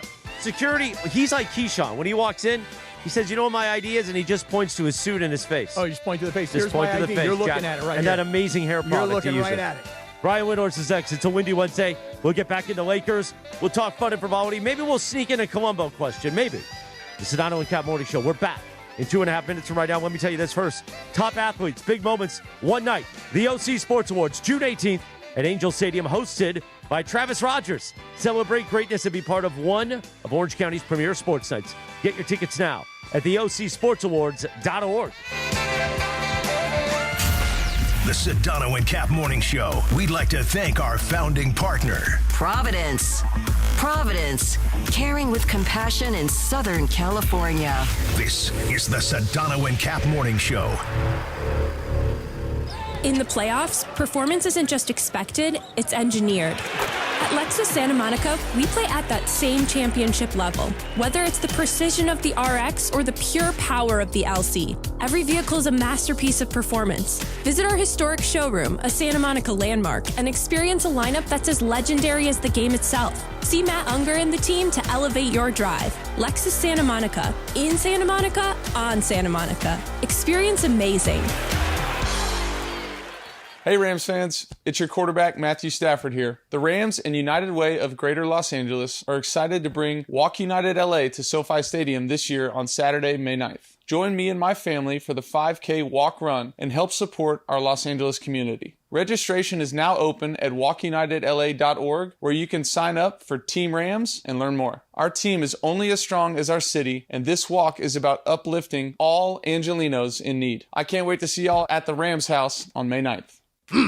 Hey, Laker fans! It's time to team up with National University for an affordable, achievable bachelor's or master's degree. Choose 4 or 8 week courses and call timeout anytime you need. Free tutoring, career counseling, and more. Plus, NU has a generous transfer credit policy and offers year-round enrollment. Best of all, NU's Believe and Succeed Scholarship awards up to $6,000 annually toward an industry-current bachelor's or master's degree. Apply by July 31st at nu.edu. Terms and conditions apply.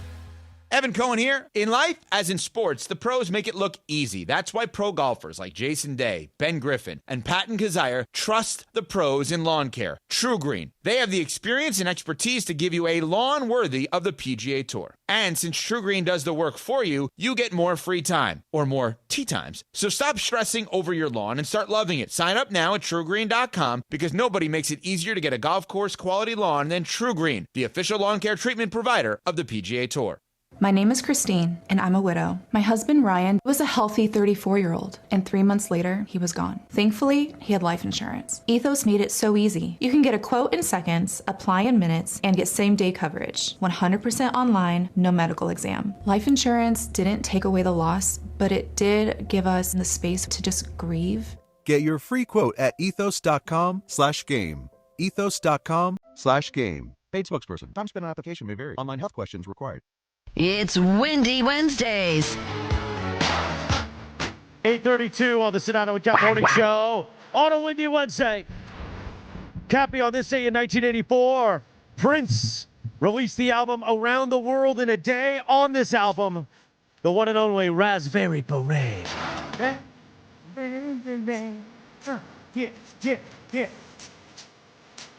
Come on. On this day, also in 1991, Johnny Carson announced his retirement from The Tonight Show. Now, the great Brian Windhorst, we connect on a lot of things. And The Tonight Show was once in an episode of Columbo. No, Windy, that is weird. I did not know that. Well, they were both on NBC at the time. So, the great Brian Windhorst is in studio. Windy. Great movie. Chris. Great movie. Did you ever see the movie called The Late Shift? I have not. The Late Shift. It was like an Is that with Sylvester Stallone? It was like it was an HBO movie. Okay. It was about what went down when Jay Leno got the Tonight Show. Oh, yeah. Oh, yeah. And Yes. like, they had like a Leno character and Right. a Letterman character and a Carson Right. character. Like it was like based on the reporting of the LA Times. Yeah. Yeah. Great. It's still hidden there on the HBO on Max. You can. Oh, it's on Max. Oh yeah, I'm pretty sure. Oh, I'm gonna get it. I'm gonna watch it. It's right up your alley. Oh, I can't Morales. wait. It's right up your alley. I can't wait. Yeah. Yeah, that was a great That was when we were in our time. prime in the early 90s. Right. Controversy in media. Yeah, it was Yeah. right on, man. Yeah. Well, Windy, we were in the building last night. The building's still shaking across the street. That's the Lake Show, not the Late Show. The Lake Show. What a night for doubters like Scott Kaplan that doubted LeBron James. So just to be clear, I picked the Lakers to win the series. Oh, you did? Yes. And not only did I pick them to win the series, I picked them to win the game last night. Here's the thing. Really? Yeah, here's why, though. You have to also understand something. Well, he did it to be the contrarian. That's Correct. why he did it. Well, listen, whatever it takes. Right. I mean, like a lot of times, the Super Bowl, everybody's picking one team. I'll go the other way, Okay. so that if they win, I'm like, see how smart I am? And if they lose, I go, oh, everybody thought they were going to lose anyway. Yeah. The thing is this. For me, I just look at it. It's LeBron versus KD. It's their star versus their star. It's who do you trust? Who do you believe in? Who uplifts people around them? Who's a great teammate? Who's having fun, et cetera, et cetera. You actually said something last night on SportsCenter that Kevin Durant and this Houston Rockets team should be disgusted, was Correct. the word that you used. Yeah. Let's talk about that. Well, look, there's, here in Los Angeles, the admiration for this, what this team is doing and what Luke Kennard and Marcus Smart and J.J. Redick are doing, this is, absolutely the appropriate thing to do as a Laker fan, is to bask in the unexpected run that you got putting together here. There's nothing like the joy of an unexpected run in sports, especially in basketball. And that absolutely should be enjoyed and kept an eye on and celebrated. But from somebody in my job or George's job who works in the national coverage of the NBA, this is a Houston Rockets story as much as it's a Lakers story. Because, yes, the Lakers are doing some awesome stuff here, but the Houston Rockets' ineptitude and the fumbling of this opportunity given to them to play a higher seed where two of their three best players are hurt, and you are given a great opportunity to get into the second round in the Western Conference where there are no buys. Maybe I guess you could say Oklahoma City getting this Phoenix team could be ended up like a buy. Sorry, George. But that's where I'll be tonight. Yeah. But I acknowledge that the Lakers are doing a really good job on defense. But let's be honest, this ineptitude of the Rockets is sickening. If I was a Rockets fan, I would be sickened. Who do you blame the ineptitude on? Because I've heard a lot of people blame either the coach. I've heard people blame Durant. I've heard people blame team chemistry. I'm just curious, where do you come down on your level of blame? Yes. I mean, they had an unfortunate thing happen to them where their point guard got hurt like a week before the start of the season. Right. Never played a game. And I won't go into detail, but they were particularly put into a pickle with that because of where their cap position was and where their roster was.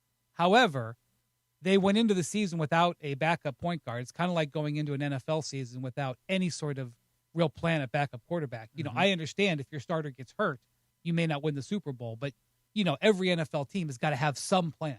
They had no plan for backup. They went through the whole regular season and didn't develop a plan for a backup. I mean, a good one. They did stuff. It wasn't like they did nothing, but they didn't develop. They had opportunities and didn't. And throughout the whole season, their coach did not develop any sort of thing that they could go to late in games. Then Durant is very obviously struggling when he gets these double teams, but he is making decisions, George, that are just insane. He did a couple of things last night. He threw a pass in the fourth quarter. He tried to throw it through three guys. Right. Got tipped by who was it? It was Luke Kennard who actually tipped it. And If it wasn't Kennard, it would have been Jackson Hayes. Mm-hmm. He's doing some stuff that makes no logical sense. Mm-hmm. And as far as the chemistry thing goes, we all know about the burner thing. I don't know how it's I don't know how it affected that team. I don't know if it's true. I don't know how that affected the team. That doesn't affect the X and O that happens in the fourth quarter. But obviously that's something that happened to this team this year. So, it's not one or two people. It's an array. But bottom line, you got to deal with a team that's playing, not their best team at all. I mean, to be okay, I may allow 1-1. Like Marcus Smart has a brilliant shooting game. Luke Kennard is red hot. Like, okay, you're on the road. You got LeBron James. Okay, 1-1. To be down 0-2, that is a fumble for the Rockets. And I don't want to take anything away from the Lakers, but this is a combination of things that's happening here. Okay. Wow. Lot there, George. You want to jump right in? Yeah, look, I think that, and I talked about this before the series, Brian, I don't think you were on that day, that the Lakers are better suited defensively to handle the Rockets than they would be if Luka and Austin were available. And they're kind of leaning into that in a way that allows them to be successful. And I think back to the last time I spoke to JJ, I did Lakers Warriors on ESPN radio. And they had come off those really bad losses to Dallas and whoever else they lost to or whatever it was. I don't remember now off the top of my head. It was the 2 Oklahoma City games and the Dallas game in the middle. Right. And I asked him, like, how do you kind of salvage this? Like, how do you kind of spin this forward? And he said, look, first of all, I got to look at myself, right? Because I've clearly made, mistakes here, and I've not handled this great, and I need to kind of recalibrate. And not only do I need to recalibrate with myself, but I need to recalibrate with what everyone's strength is with this particular group, and we have to try to figure out how to maximize that. Now, I know that sounds cliched, but you could tell, I think when you're talking to somebody, you can understand kind of like their thought process when they're saying that stuff. But I took the most from was him saying, like, hey, I kind of screwed this up. I've also been pouting a little bit. I need to my expectations of this group has to be recalibrated because it's maybe even a slight bit unreasonable. Those are my words, not his. But I would imagine that's what his thought process was. And I just think that he's done a really good job of figuring out, hey, this is who I got. This is the lot I got to work with. And I got to make sure that I can make that work against this group. It does help that this Rockets team is inept offensively in a lot of ways. But I just think they have a better group defensively than they would if they have those guys. Clearly you want those guys on the floor.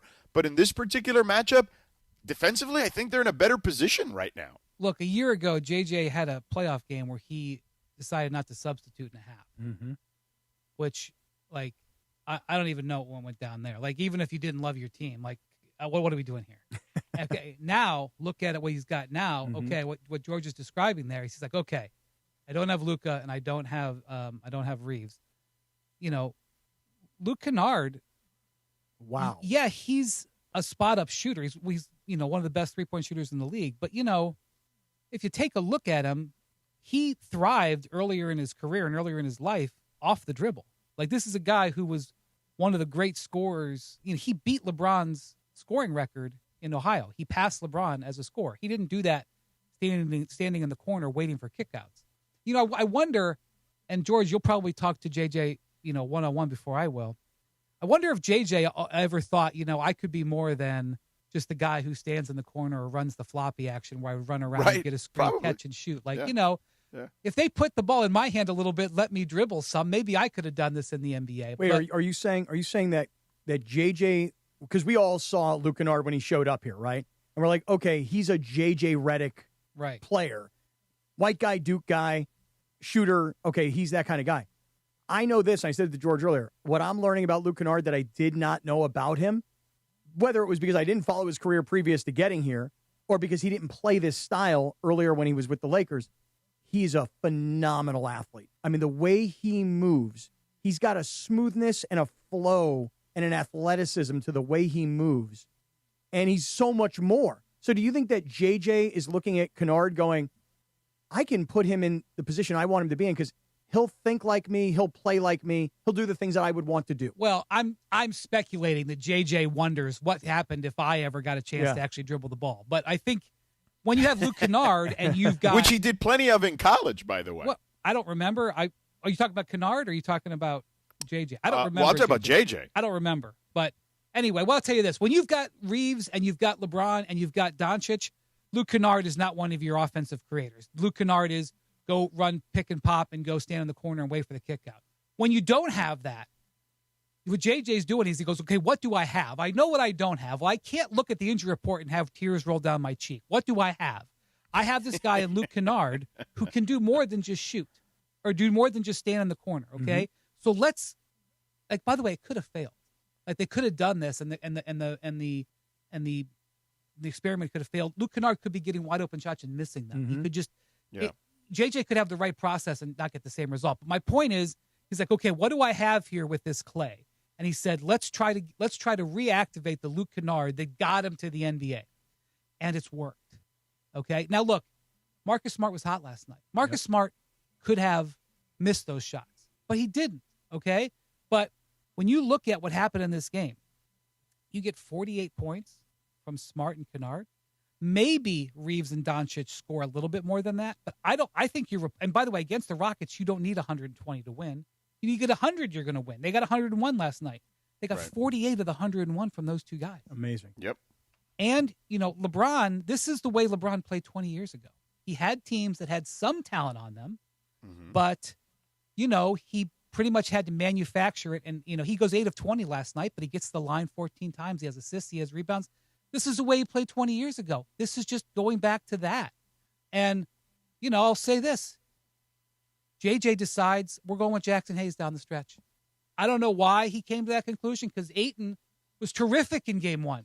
He saw what he saw, and he's like, you know what? Tonight, Jackson Hayes is going to finish. Shenun couldn't do it. I mean, Shenun had a couple more baskets than he did the other day. I guess his game was a little bit better. Jackson Hayes plus 12 last night.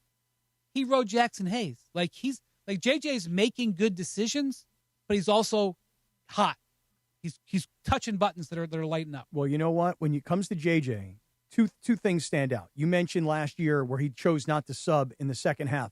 And I would have thought that Jackson Hayes, just thinking about kids' egos today, that he would never have come back to the Lakers because his feelings were hurt. He was embarrassed, right? I mean, he's the starter, and he couldn't even get off the bench for the entire game. But they brought him back. He's been very professional, and JJ has found the right times to use him. That's number one. The other one is Jared Vanderbilt. Now, Jared Vanderbilt should never shoot the ball again, ever. Okay? Get the side of the backboard. Right. He should never, ever, ever shoot the ball. But that being said, it wasn't that long ago, only about 2 weeks ago, and I think it was the second game of the Oklahoma City series here in L.A., where remember what happened that night. You were at the game. We were talking about it. That was the night where Vanderbilt and him got into a spat and he walked off the floor. That's right. And you would have thought that maybe he wouldn't have been back or maybe he'll never get off the bench. So those are two players that JJ is utilizing in the right times and circumstances where you thought that maybe he could have lost those guys. And that's the credit of great coaching, communication, in all relationships. Honesty, this is why the NBA playoffs are a very compelling story every year. And one of the things I love about the NBA is the stories that happen within a playoff series. You know, it's 12 to 15 days, maybe sometimes it's 8 days, whatever, where there's this push and pull, and there's guys going against each other, individual matchups, coaches, really got their sleeves rolled up, and fans getting engaged, heroes being born, different things happening, little trends happen, and things catch on. I love this.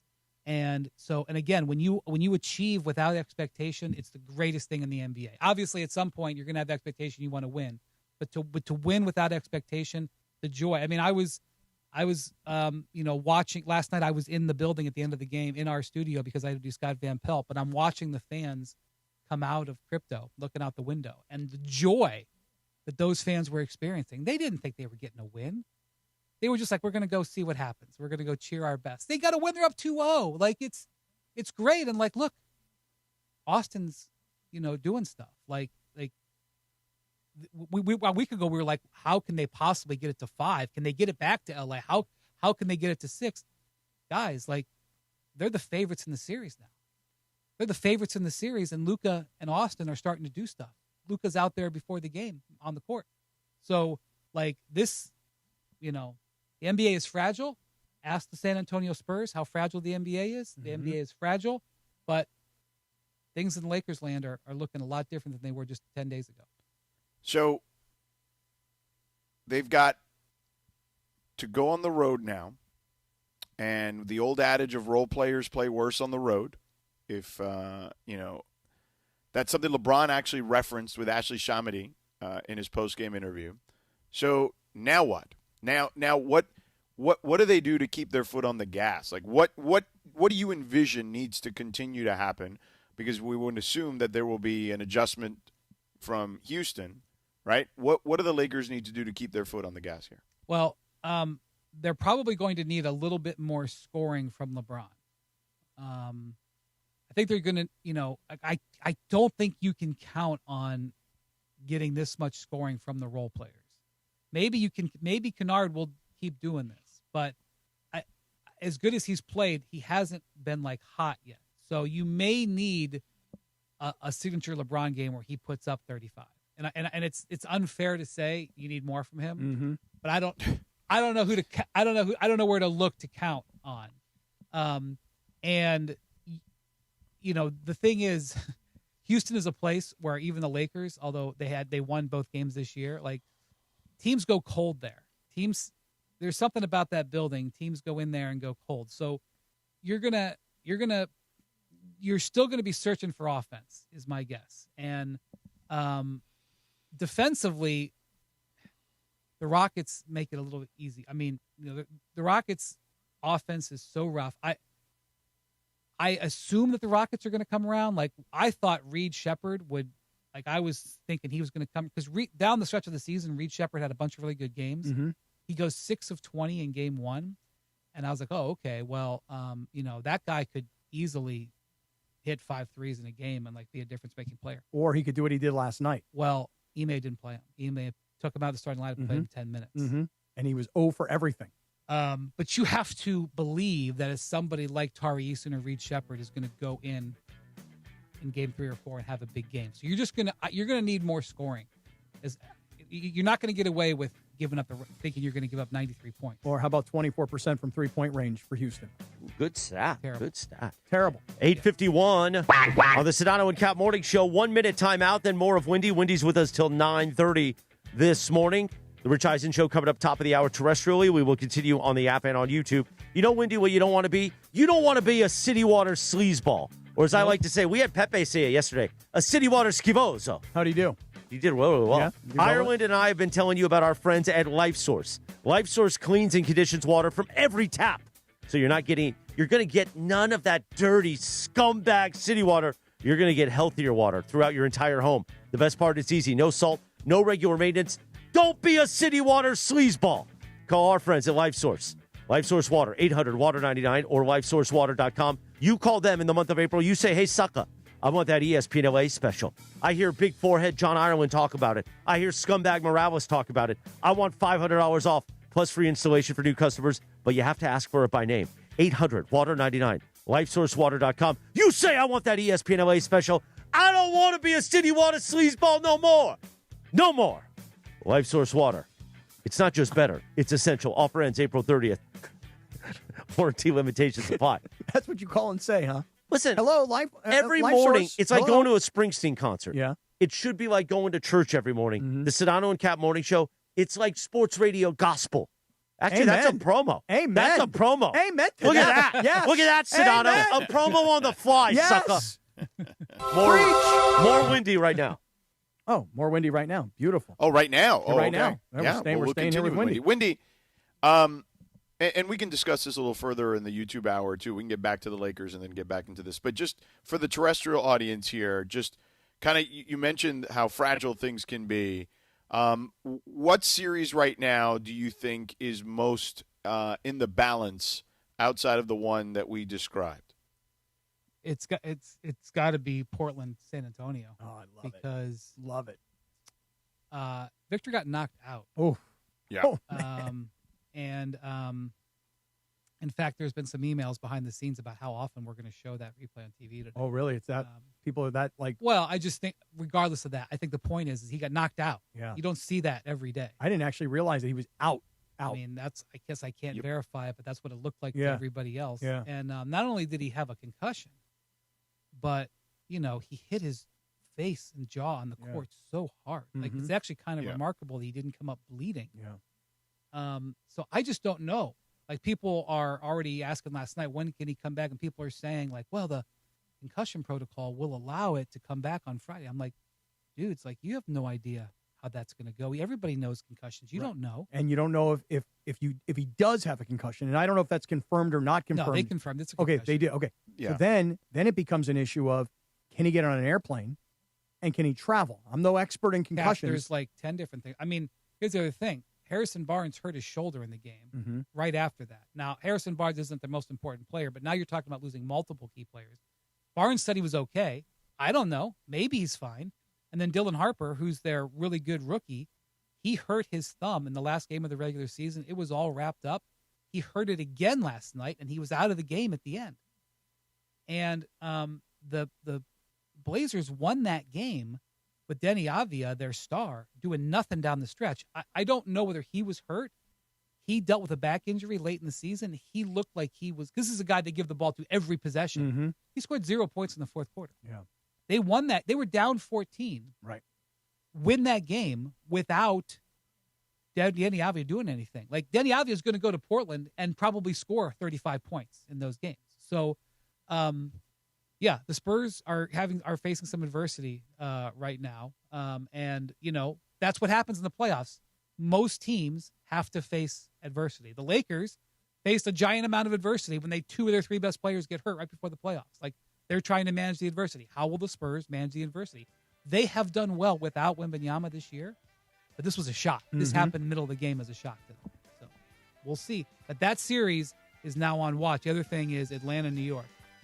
Watch list for that. We'll keep it rolling here in the 9 o'clock hour when we get to YouTube. Oh, we going to keep it rolling, sucker. 8:55. Eyes in top of the hour. More windy on a windy Wednesday. It's the day we all come together. It's the day we preach to the great Brian Windhorst. It's Windy Wednesdays. Yes, indeed. The Angelica's Insurance, 8 o'clock hour. Wrapping up. God, it feels good, Cappy. God, it feels good that you are humiliated by one LeBron James. That's next on the Sedano and Kap Morning Show, sucker. It's spring break season, and I can't wait to party. Now your top reasons to visit Morongo. The Oasis Pool and Lazy River are open 7 days a week. Rent a cabana or daybed. Cannonball! Number 2. Fuel up on the lowest gas prices than anywhere else at our travel center.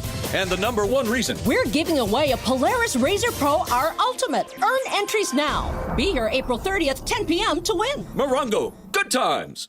Waba Grill is an LA original, so we've got to keep it real. Real fresh with our Asian-inspired menu that's grilled to order every time.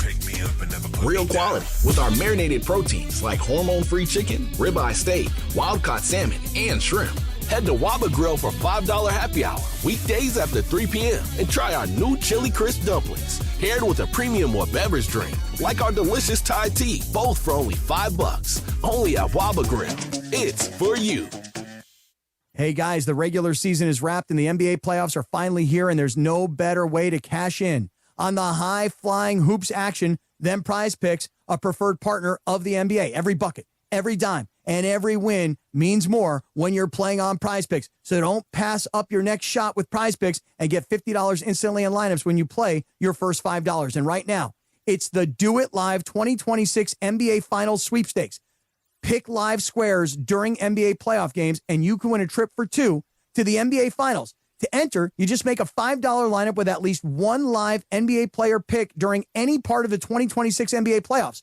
Live player picks are picks made after a game is already in progress. So do this. Download the Prize Picks app today and use the code CAPPY, K-A-P-P-Y, to get $50 in lineups after you play your first $5 lineup. That's code CAPPY, K-A-P-P-Y, to get $50 in lineups after you play your first $5 lineup. Prize Picks, a preferred partner of the NBA.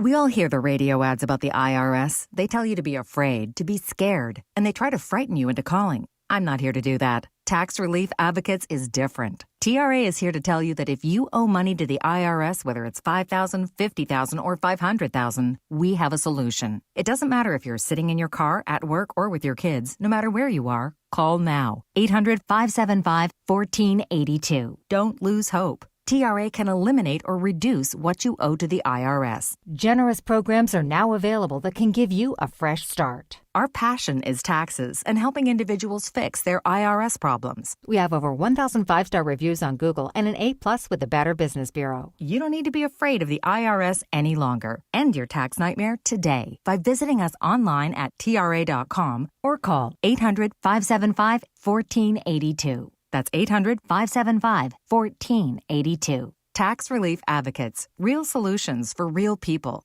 Smalls here. Look, I get it. GLP-1 weight loss shots are popular. They're everywhere. But not everyone is thrilled about weekly injections. So what if your GLP-1 was as easy to take as a mint? That's why I want you to know about compounded terzepatide. It's a mint-flavored tablet you simply let dissolve under your tongue. No needles. It's designed to help curb appetite and reduce cravings, even sweets and carbs, which are my personal enemies. And when hunger's under control, it's easier to eat less. Stay away from the junk foods that trip you up and tackle your weight loss goals head on. And this is important. The compounded terzepatide is recommended by the medical board of the wellness companies, the doctors I trust. Look, if you're serious about getting your weight under control and weekly shots aren't your thing, I strongly encourage you to look into terzepatide. Getting started is fast with an easy online physician consultation. Imagine discovering a no-needle option that fits your needs. Go to noneedles.com/smalls. Promo code SMALLS to save $50. That's noneedles.com/smalls. Promo code SMALLS to save $50. Prescription required. Always consult your doctor to determine if this product is right for you. The home of USC football, and now the home of The Rich Eisen Show. Weekdays 9 a.m. to noon, KSPN Los Angeles, a Good Karma Brands radio station. Oh, it's Windy Wednesdays on the Sedano and Kap Morning Show. Durant down the middle, stolen by LeBron. 1:05 remaining. Lakers are going to run some clock. Here's Smart with a 5-point lead. LeBron down the middle. Slam dunk. That could do it. Lakers 99.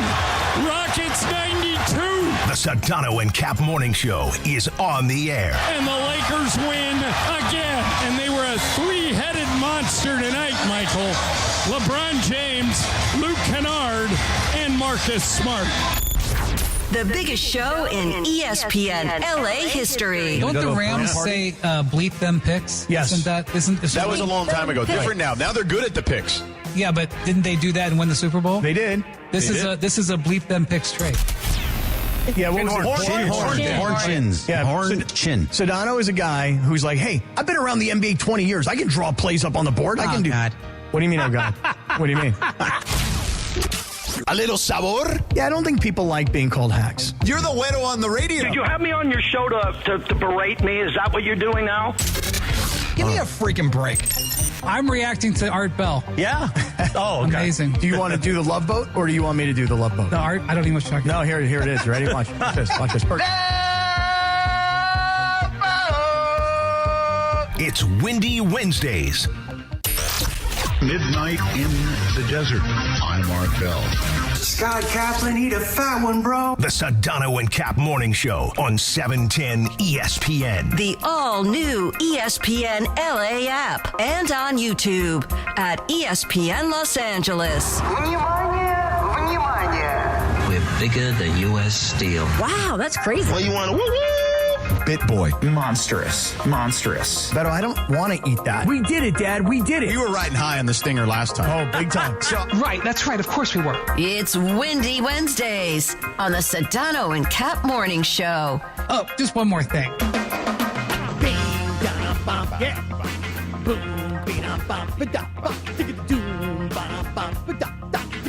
9:02 and 30 seconds. Good morning. The Sedano and Kap Morning Show is on this 22nd of April, 2026. Wendy's favorite moment of the week. Do it, Cappy.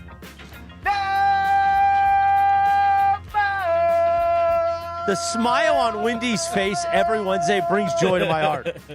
I love it. Will you ever do it, Wendy? Will you ever do the love boat? No, why would I ever want to get? I just want to enjoy that. Don't you think you want to take a shot, though, Adam? No. Really? Sometimes you just want to enjoy what you don't. You don't want to push it. Don't push it.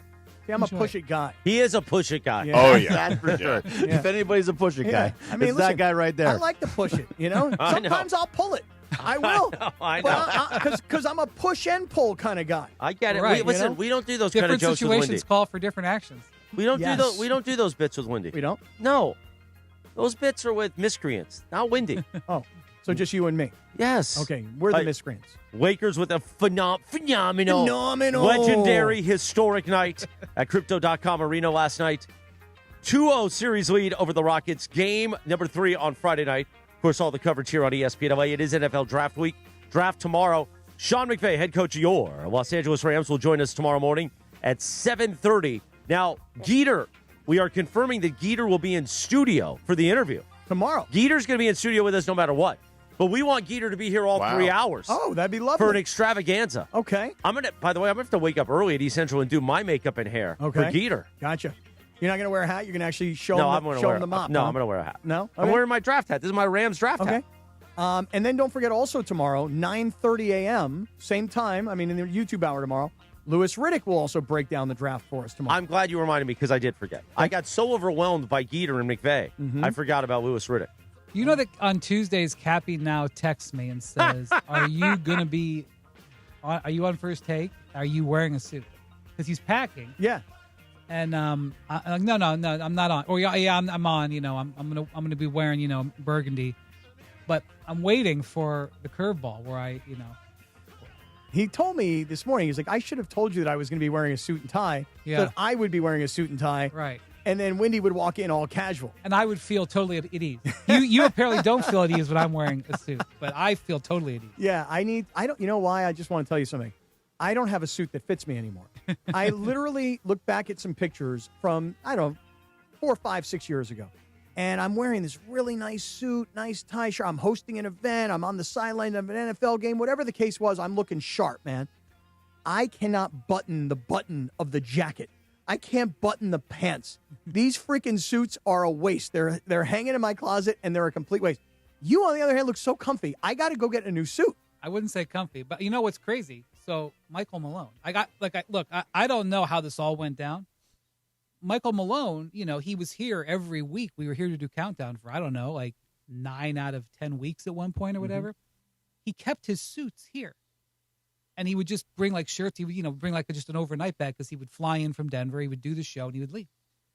His suits are still over there. Okay, hold on. I saw Michael Malone talking to Perk downstairs at Fixin's here at LA Live. Right. And he was carrying a shirt, like a dry clean shirt. Now, how tall would you say, George? I've not met Michael, but you guys have worked with him. How tall do you think Michael Malone is?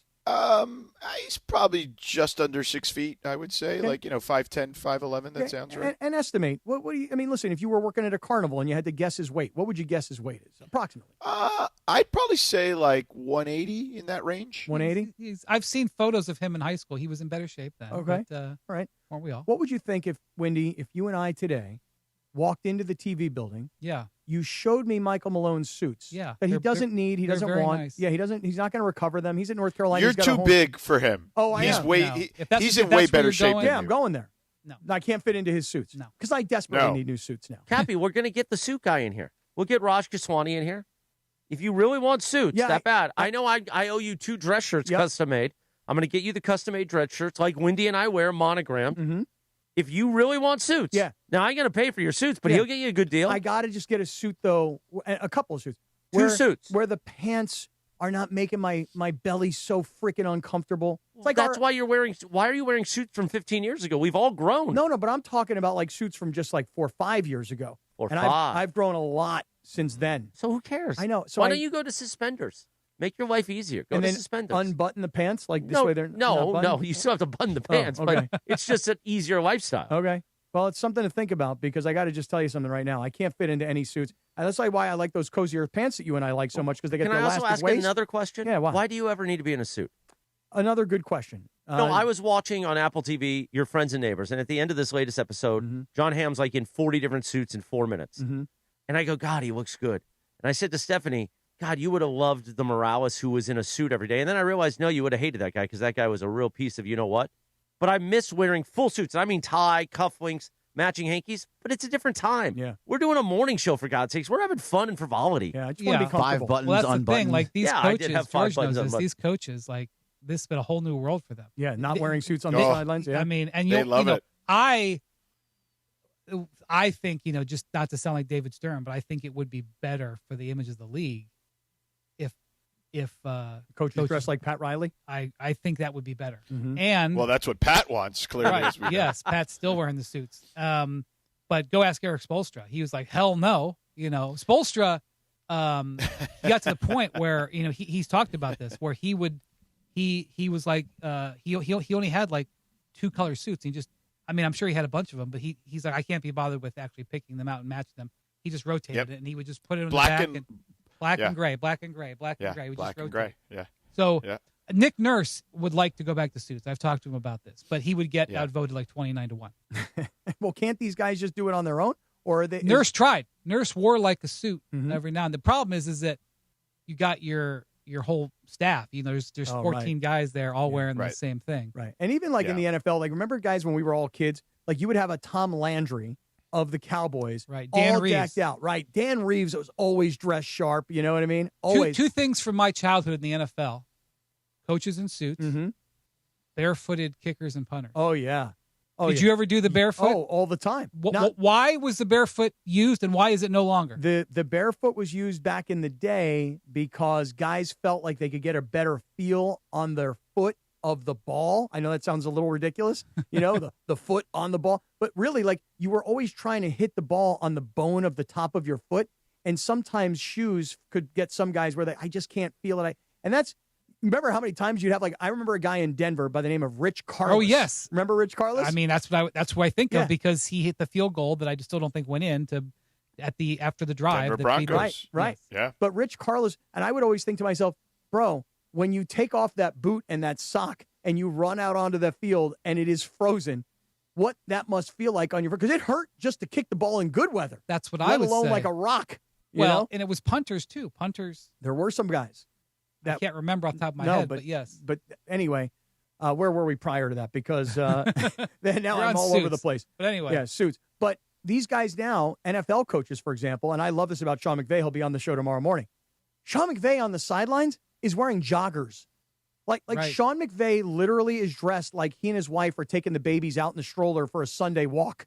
Yep. That's how he is dressed on the sidelines of NFL games, and I love it. I'm not against it. I'm just saying, like, I went to a St. John's game a few months ago. Oh, Patino is just decked out. Not only is Patino in glorious, beautiful suit, he's got all of his assistants in the suits and the managers. The managers who bring out the chairs, timeout, and they run out and bring out the chairs. The managers are in suits that I'm sure Patino paid for. Yeah. And it's a look. It's like St. John's. This is St. John's. This is New York. This is how we dress. Like, it's kind of a thing. I'm telling you, I think it's going to go back that way. Maybe not tomorrow, but I think it's going back. Cappy, do you want to do this? Like, Yeah, if you want to do I this wanna for get real, a suit, like a custom made. do you want to wear really suits nice. every day? I don't know about every Wait day. a second. George, hold You on. really George's want to gonna wear put a his suit? foot- Not on George's the gonna put show. his Like, Morning get show outta suits here. every day? Hell no. How I about gotta one day a listen. week? How about one day a week? We all do the suits. fact, No, the fact that I got George's gonna put down. the fact that I already have to wear a suit and tie on television enough, as much as I do, is enough. Rather, Once a month. How about once a month? No. Oh, come on, man. I'll do it. How about this? How about this? How about this? On a day that I know I've got to do NBA today, and I've got to dress up in at least a jacket and a collared shirt, I will let you guys know ahead of time, and then that day we can all do it. How about that? In the meantime, I'm I don't already have a suit coming that in. fits. I can't button the pants, and I can't button the jacket. It's so embarrassing. It's not embarrassing. It It's is. life. No, I know, but And this is part of the problem of buying off the rack. If you look like Sedano, you can buy off the rack. If Okay. you look like us, you need to have your clothes made. what do you mean like us? People that are normal. Oh, okay. That's just reality. Stop thinking that you're the Iron Man of 20 years ago. You're not. You drink and you eat poorly. My suit guy is Sad, but true. my suit guy is in Manhattan, Mm-hmm. and it took me like a year to find. I lived in New York. It took me a year to find him. But he has no storefront. I mean, he's got stuff, but you go there, it's like on the 4th floor of an office building. You got to get buzzed in. You got to have an appointment. He's got suits there, The first day I went to see him, which was 10 years ago, he was there, and he threw the book of fabrics on the table in front of me. He says, "Look at these while I eat my soup." And I go, "I found my guy." And there's some old woman who's like the receptionist that he yell at each other, and there's a guy who's Mr. Singh. He's in the back and he yells, "Mr. Singh!" Mr. Singh's in the back with the sewing machine. Yeah. This is like he calls him Mister. He doesn't even call him by his first name. I go, I'm home. All right, let me ask you a question though, real quick. Custom-made suit versus going to a store, a department store. The same price. Okay, that's what I was going to ask. It can be more expensive, but it actually, in the long run, is cheaper. And I'm going to tell you something. It's cheaper in New York and L.A. than it is in Omaha. Oh, I'm sure, yeah. There's, obviously most things in big cities are more expensive, but there's a few things that are cheaper. Absolutely custom-made shirts. Definitely cheaper in New York City because there's a bunch of people selling them. What do you call this district Fashion down district? here? Fashion district. Yeah. I'm thinking about walking down there today. No. Incredible. No good? Well, yes, if you get a custom job. But knowing you're going to go to like Jorge's Primo, who's got $200 suits. And again, those are. But you get all 5 pieces. But those are. You need to get. I've gone over there. The belt. I've gone over there to get like pants hemmed. Yeah. And they'll do it in like 12 minutes. Yes. It costs more for the Uber. Yes. There to okay. What do you need it in 7 minutes or 12 minutes? What do you need? But it's like out of a different era. I love it. It's amazing. That $200 suit is for a 22-year-old going to prom who's got an amazing body and can slide right in. You're not that anymore. Stop pretending. We're going to get Raj Kaswani in here, or we're going to get, when you're in New York, we'll go see Windy's guy. Izzy. We're going to get you custom made. We'll see Izzy. You got Raj Kaswani in L.A., you got Izzy in New York. And you'll like Izzy. He's a Hebraic brother, it sounds like. Well, that's great. And Cappy, if you want a guy in Miami, I got you. Oh, he's got you there. I got Carmine for you. Carmine. Oh, beautiful. really nice. You got people everywhere. I got suit guys in every city. Carmelo from Napoli. Oh, beautiful. So we're going to start you with the custom-made couple shirts. And if you really want to, Raj will bring in the custom, like he just said about Izzy. You look at the fabric catalog. I want this pinstripe. I want this. Bam! I just want the pants to be comfortable. I mean, that's really my main priority is that my pants can't be too tight because when my pants are too tight and then I got to tuck in my shirt, then I'm paranoid all day and I feel uncomfortable. When I feel uncomfortable, I feel like I'm tight. And then when I feel like I'm tight, I think I am really tight. And people are like, man, you seem like you're uptight. Yeah, because I'm wearing a shirt and a tie and my pants are too tight. So that's the problem. I've gone to see Izzy on layovers where I'll fly into New York. That's amazing. I love that. We'll take a cab into the city, go see him, do whatever I got to do, get back in the cab, go back to the airport and fly out. When he measures you and does all your measurements and you pick out all the fabric and everything else, then does he ship you the suit? He ships me. And how long does it take for him to make it and ship it? It depends. Shirts take sometimes shorter. Suits take a little bit longer. 4 to 6 weeks. Okay. Not terrible. I'm sure if I said I need this, he could probably do 12 minutes. There's a guy in the Valley in Sherman Oaks that will make you a suit in 3 days. It's very expensive, though. This is a different guy. There's a Columbo episode where they makes the senator. The senator, yes. One of the best episodes. Takes 2 weeks or whatever it does. Well, I'm desperate. That's all I can tell you. Yeah. Well, 12 minutes is not a lot of time, but it does feel like that's the lifespan of the Rockets potentially in this series. Oh, how about professional? What a transition. Oh, my God. Guy's He's amazing. Guy's incredible. Notes. I'm going to write Guy is incredible. Yeah. So the lifespan of the Rockets, 12 minutes, George. Well, listen, the Lakers started this series like a plus 700 or whatever. They're now a minus 135, as Brian alluded to in the last segment. And now all of a sudden, it's been look how long it's been since the Lakers have lost 4 games total. Right? Look, have they lost 4 games in a month? Well, in the month of April, they lost 3 games in a row. Oh, that's right. But that's when they lost the 2 players. So Oklahoma City, Dallas, Oklahoma City, they lost those 3 games. It's going to be. I don't know if the Rockets are equipped to beat the Lakers 4 times. No. In 5 games. I don't believe so. I mean, Durant, you have to allow for the fact that some of these role players will get hot. They will have their Marcus Smart. Somebody, I don't know who it's going to be. Maybe it's Jabari Smith. Maybe it's Tari Eason. Maybe it's Reed Shepard. Like, you have to understand that somebody's going to get hot. You're gonna take it in the gut from an unexpected source. That's the nature of the playoffs. But now you're looking at 4 and 5. I mean, no one's beat LeBron 4 and 5. Other than like the Warriors back in the day when they had the powerhouse team. But he didn't have a 2-0 lead in that series. Hell no. Nope. So that's just it. I know there's some stats out there today. We were talking about it earlier this morning.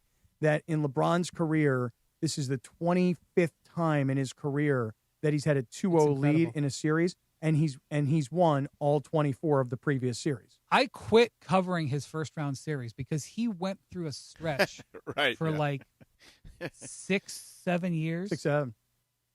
Where he didn't lose a first round game. Right. You know, and so yeah, I mean, yeah, and you know, not that LeBron is in his prime, but he's still pretty damn good. You know, the story of this LeBron season, one of the things I always talk about, people, the conversation that everybody wants to have about LeBron is the big picture. They want to get Jordan, they want to get LeBron. They don't actually want to talk about it. They want to say what their position is. They don't care what you say. They'll wait for you to say your position, and then no one's ever entered the conversation thinking one thing and then exited the conversation. Right. Nobody's which is why persuadable. I really don't want to talk about it. Mm-hmm. But the truth is, the more interesting thing to talk about LeBron is the individual stories of these seasons, or the individual stories of these 2 years or 3 years. And you look at what actually happened in those years. What's fascinating, the story of this season for LeBron, you know, in the volumes of the LeBron seasons, it's rapidly moving up, because when he came back was it November he came back? He was out for the first probably, 13, 14 games. Yeah, somewhere in that neighborhood, right? So I want to say it was early December, Brian. First week of December, I'm pretty sure. George, he looked terrible. Yeah? He looked 40. And like we were having conversations at ESPN. We were like, maybe we should start our content plans for his retirement stuff, because this is the first time I had ever seen him where it's like, boy, this really, you know, because people were like, how many more years is he going to play? And I'm like, well, he's averaging a triple-double. So that was the first time I was like, I don't know, this might be it.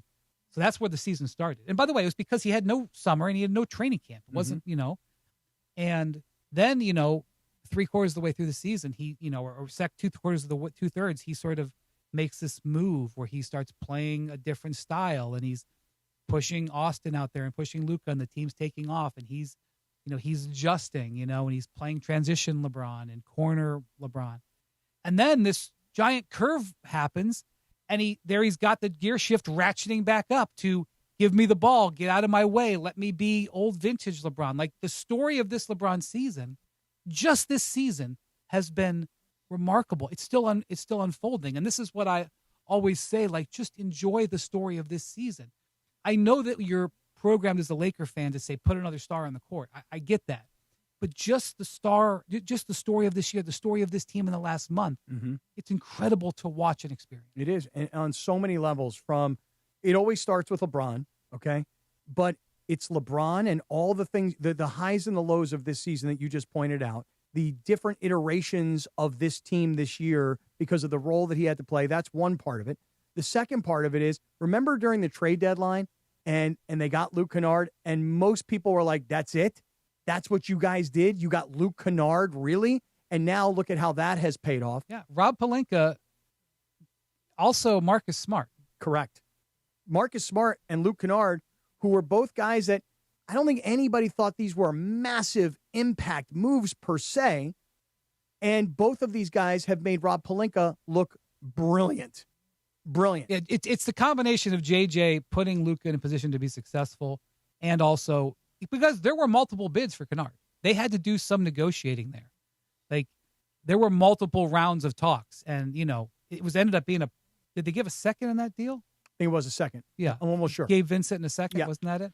But definitely Gabe Vincent. Yeah. He's gone. Yeah. But by the way, I'm not trying to spin this and make this a downer. It's going to be really hard for them to re-sign him. Well, it either is or it isn't. It just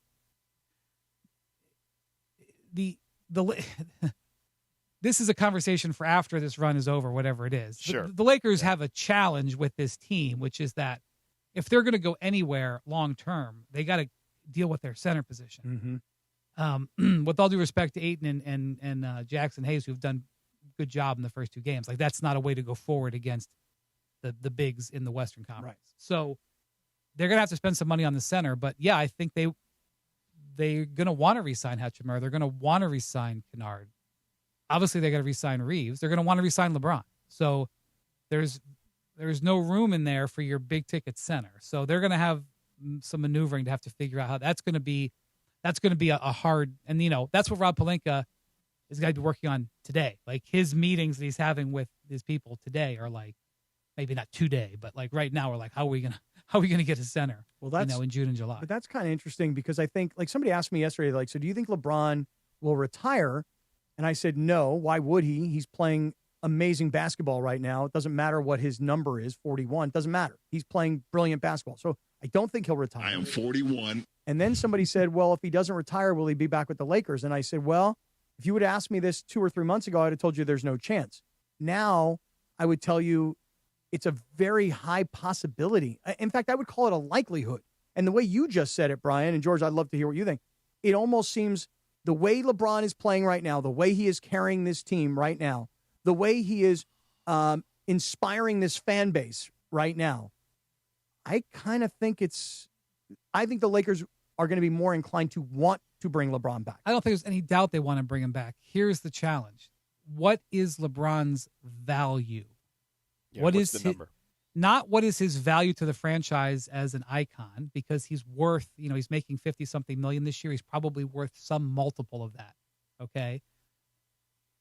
What is his value as a player? And here's the thing. Like, you want to honor your star player. You do not, you want him to be excited about, invested in it, which is what they did with Kobe. He's coming off an Achilles and they overpaid him because they wanted to honor him. But at the same time, with the dynamics of the salary cap and the apron system, you cannot afford to just pay a guy. Like I respect, like, Kobe, everything that you've done for us. We are giving you this last contract. We know you're not going to be worth the 25, whatever it was a year, but you've earned this plus X, and here you go. That didn't hurt you back then. Now it would hurt you. And here's the reality. There's not going to be another team that's going to offer LeBron $35 million. It's not that he's not worth $35 million. No, and by the way, there are teams who would pay him that, but they can't pay him that without the Lakers' cooperation. None of the teams that have cap space, the Bulls, the Nets, the Jazz. Get out of here. He ain't going to play any of those places. Well, those teams aren't offering a 41-year-old $35 million. Mm-hmm. So the Lakers have to figure out, how do you honor LeBron? How do you, want him still invested, but not bid against yourself and undercut team building? And if it was a different era where you could be deeper into the tax, Mark Walter would be like, look, I don't care. Give LeBron the $50 million. He's worth twice that to me. Just give it to him. That's not what it's about anymore. Now, if you give LeBron $50 million, you may not be allowed to make a trade next February. And that's just the reality of the system. So it's prickly. And I've had this conversation. I have looked at the people who are involved in this and said, what do you think LeBron's value is? There is not a clean answer.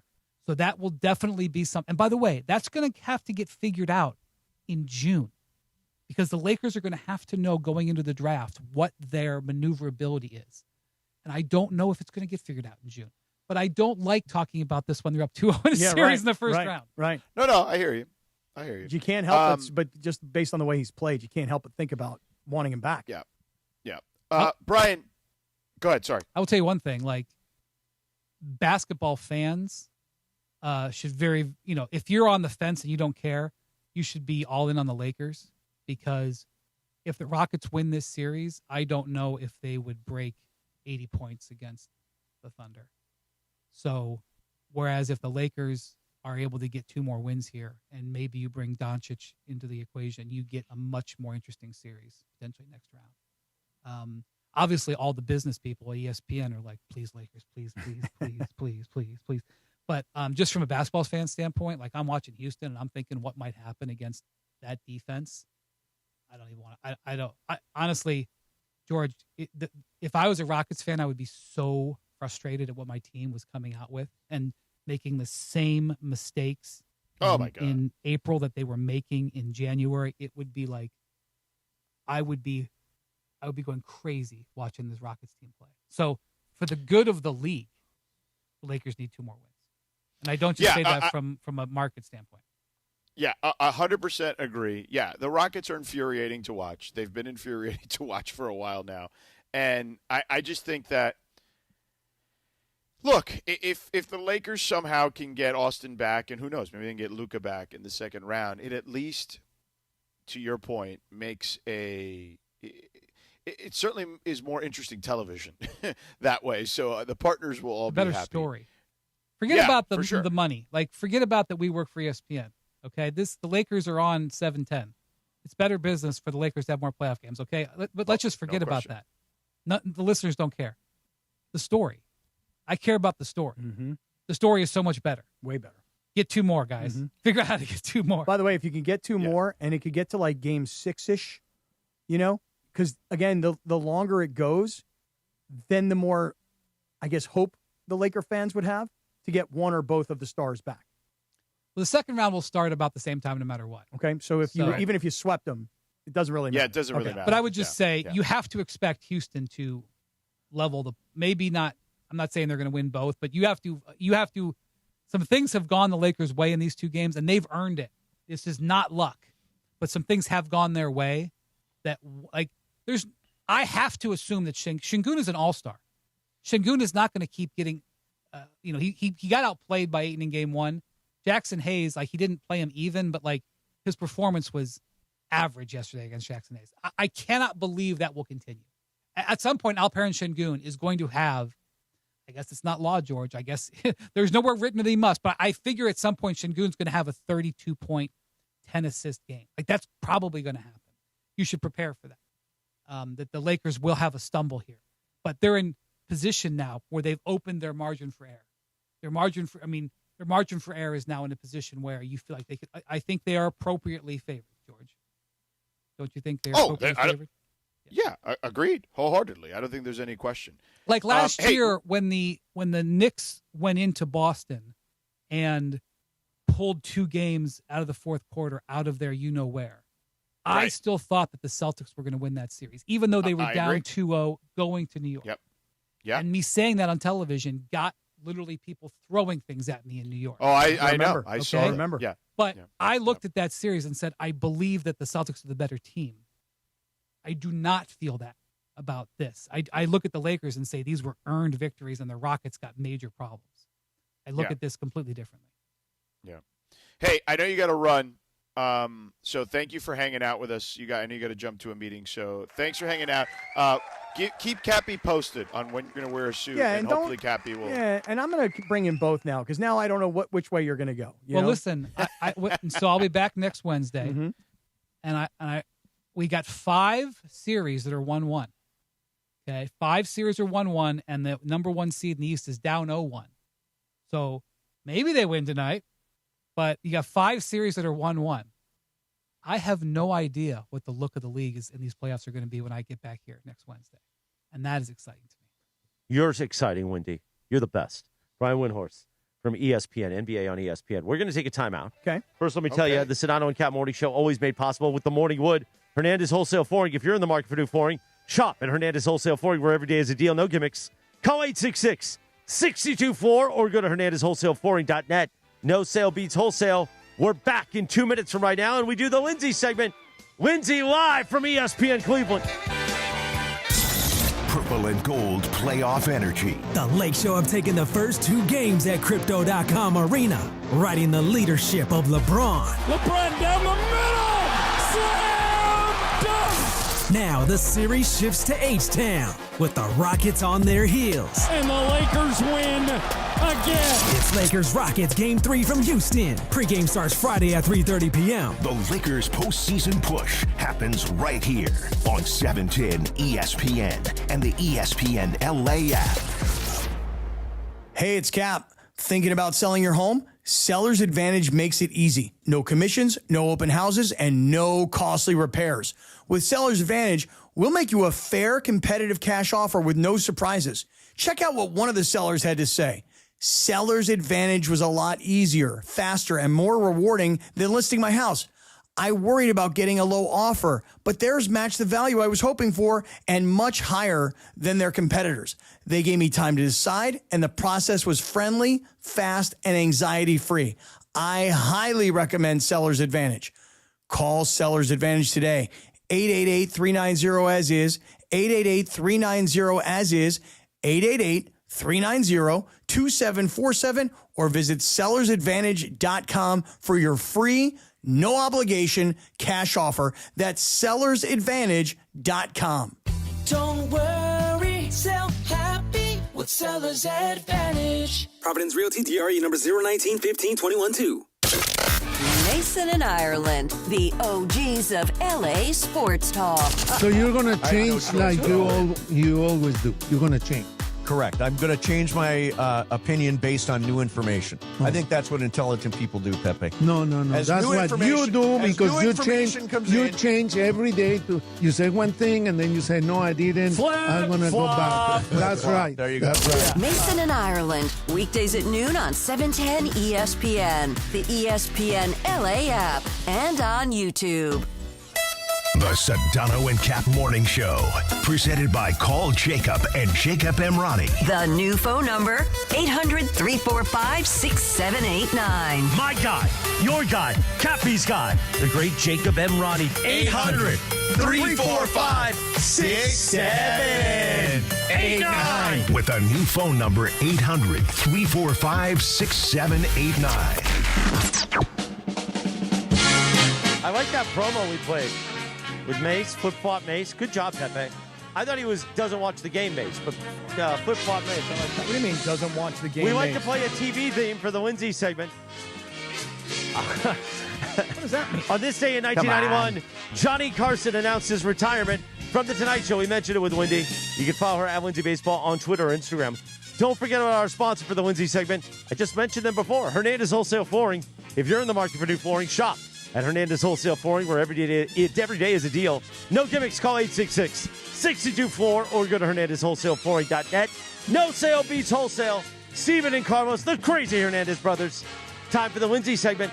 Take it away, producer Lindsay, live from ESPN Cleveland. Thanks, Christopher. So my first story here is especially for you, Christopher, because it's about rabbits, bunnies. Oh, yeah. Favorite thing. So a British couple's pet bunny named Herbie has officially been crowned the oldest rabbit living by Guinness World Records at 15 years and 82 days old, more than double the typical life expectancy for his breed. Now, how old is Otis? Otis is about to turn 6, and Otis is a Hollandlops bunny. They have the floppy ears. That's a Hollandlops. Wait, when's his birthday? Because Chew's about to turn 6. Her birthday is, I believe, May 2nd, May 3rd. Oh, so we're getting ready for the 6th birthday celebration. Now, the unfortunate part is I didn't meet Otis until she was 4, and bunnies typically live till 8, sometimes 10. Well, so 15. If we could get Otis till 15, that means Cappy gets 3 new contracts. Yeah, 15 years and 82 days. So Herbie is a lionhead rabbit. Hey, lionheads are cute. Yeah, he's had 3 rabbit wives over the course of his life. Aww. He was devoted to his first partner, Flopsy, for 10 years. Okay. Then he moved on to Tinks, and now he's with 6-year-old Betty. His owners describe him as bossy, incredibly independent, and has a habit of doing head binkies around the room. Now, do you know what that means? I guess it's like a bunny term, Christopher? Yeah, Binkies? binkies are like when they jump around and they move their head. It's a good thing. Okay, that's great. So I want to know, do you guys have you ever had a pet that has lived way longer than expected? And what's the oldest you've ever had a pet? So for me, Lindsay, right now, Jack the Frenchie is, I think he's 13 right now. And my daughter called me the other day and she said, oh my goodness, Dad, her best friend from high school, her dog died. And the dog died, and the dog was like a year younger than Jack. We kind of got these dogs nearby around the same time. And Jack is right now living his best life because I'm telling you, he changed his diet completely. And my man has lost, I don't know about pounds, but I would tell you he's lost 20% of his total body mass. I mean, the guy looks ripped, lean. I mean, he's just ready to put on a nice suit right off the rack. So Jack, how's for me, his coat? Has his coat improved Lindsay, a lot? Ever since the whole bark bus thing happened, where now he gets a bath once a month and they clean out his tuchus, Shout out to Bark Bus. It's like the greatest groomers ever. They come to your house. They go to your door, knock on your door. They take your dog, and then they take him out to their little van, and they wash him, do all the things, and then they bring him right back to your door. You don't even have to leave the house. And they take care of the anal glands? Oh, yeah. Yes, right. I wasn't going to say the anal glands, but yes, they get... We're talking about pets. Everybody knows what anal glands are. They get in there, and they clean it out. Okay. Clip his nails, brush his teeth. The whole thing, and then they send How you. much does that cost you? I think it's like $100. Wait, I thought this had gums only, no teeth. Well, they clean his gums. That's right. Yeah. Oh, we should get that for Mace. They clean his tooth. Oh, come on. Well, Mace with those fake teeth he puts in. What? Mason doesn't have fake teeth. It's a good bit though. Oh, okay. I didn't know if it was for real. But anyway, Jack the Frenchie, Linz, 13 years old, and I must tell you, doing remarkably well. I think the change of diet has really helped him out. So I'm hoping we get a lot more time with him. Because you know what my son said to me the other day? I said, Justin, are you kind of ready now to like move out and go live with your pals? And he goes, not a chance. He told me? He goes, well, I can't take Jack to move in with these guys. so like now the whole thing is that he lives with me because this is where Jack lives. Have you ever had a more, based on your property that I know the compound you live in and what the rent is, have you ever had a more expensive roommate that actually doesn't give you money? No, but he's a great roommate. I understand. He's a great roommate. But would it be cheaper to just have a butler at this point? Well, Rachel might be moving into this house with me before long anyway. This house that you're currently in? Yeah, because the other house that we're working on is that'll being be. worked on. I want that to happen. That'll be amazing. She's going to live with you and Justin? Well, this is amazing. And the last 2 nights, I've said to her, I said, listen, I'm going to start cooking dinners. I'm really, the food prices, the gas prices, everything's out of control. I'm like, I'm going to start cooking dinners. So over the last 2 nights, I've made, I think, really, really great dinners. What'd you make the last 2 nights? Monday night, I grilled salmon. Nice. I had these like really nice potatoes. Did you grill the salmon in the way where the skin peels off, or did you put just the fish straight to the grill? Fish straight to the grill. Okay. Yeah. So I made a beautiful salmon on Monday. Last night was Taco Tuesday at the crib. White people tacos, though, right? Yeah, very much so. Yeah. We had taco salads kind of a thing. No sour cream. You use Greek yogurt. Little bit of sour cream. Little creaminess. Greek yogurt. And then some bitchin sauce. You guys ever use bitchin sauce? You guys ever use that product? I have not used it's bitchin fantastic. sauce. Nonetheless, I made dinner the last 2 nights in an effort to try and bring us all together. Low carb tortillas or no? No tortillas last night. No you tortillas, said taco salad. So I'm trying to make the 3 of us all like live together, dine together, hang out together. How soon after she moves in does Justin move out?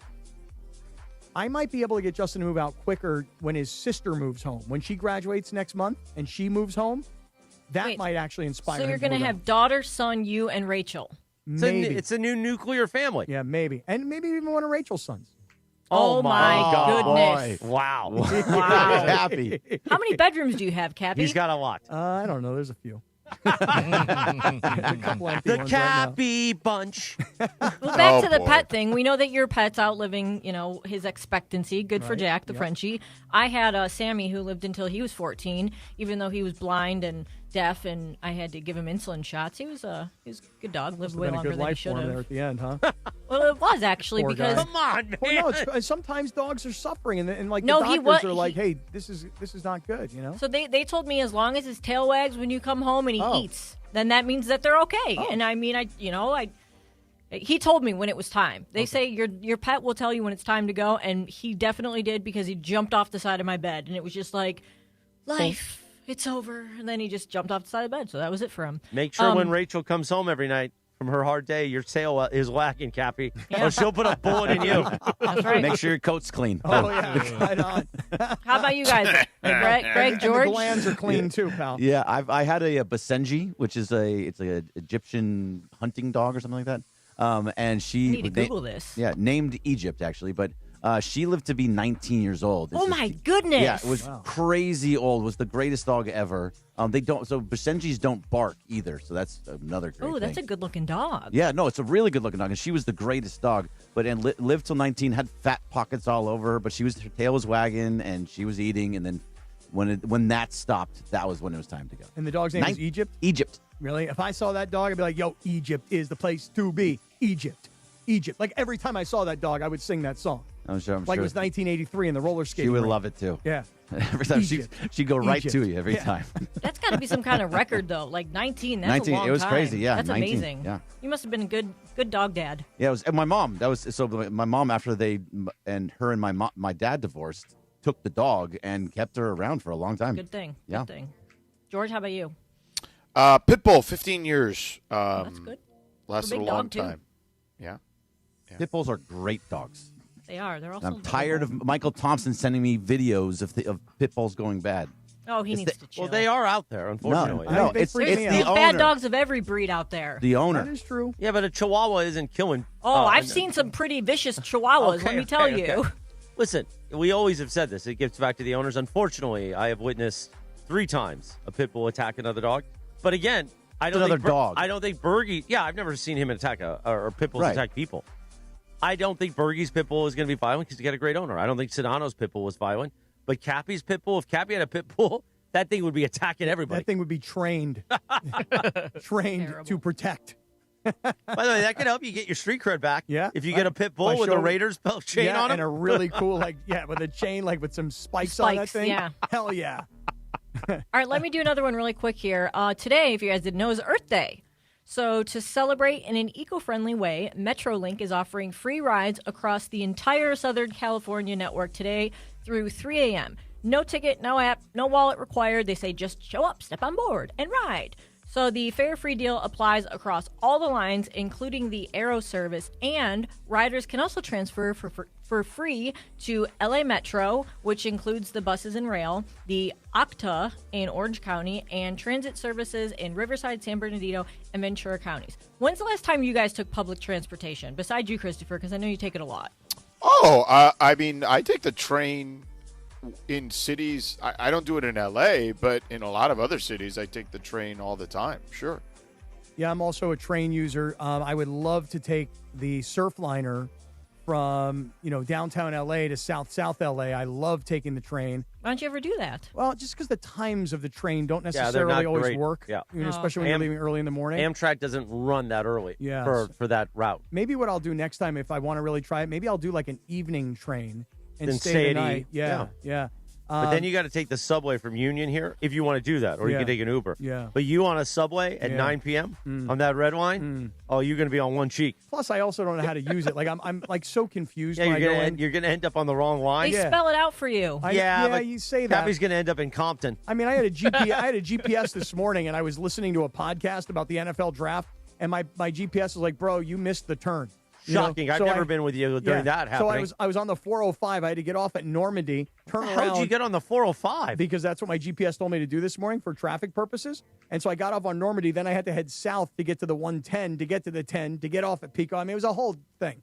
But I want to say one thing. I want to say one thing about Earth Day.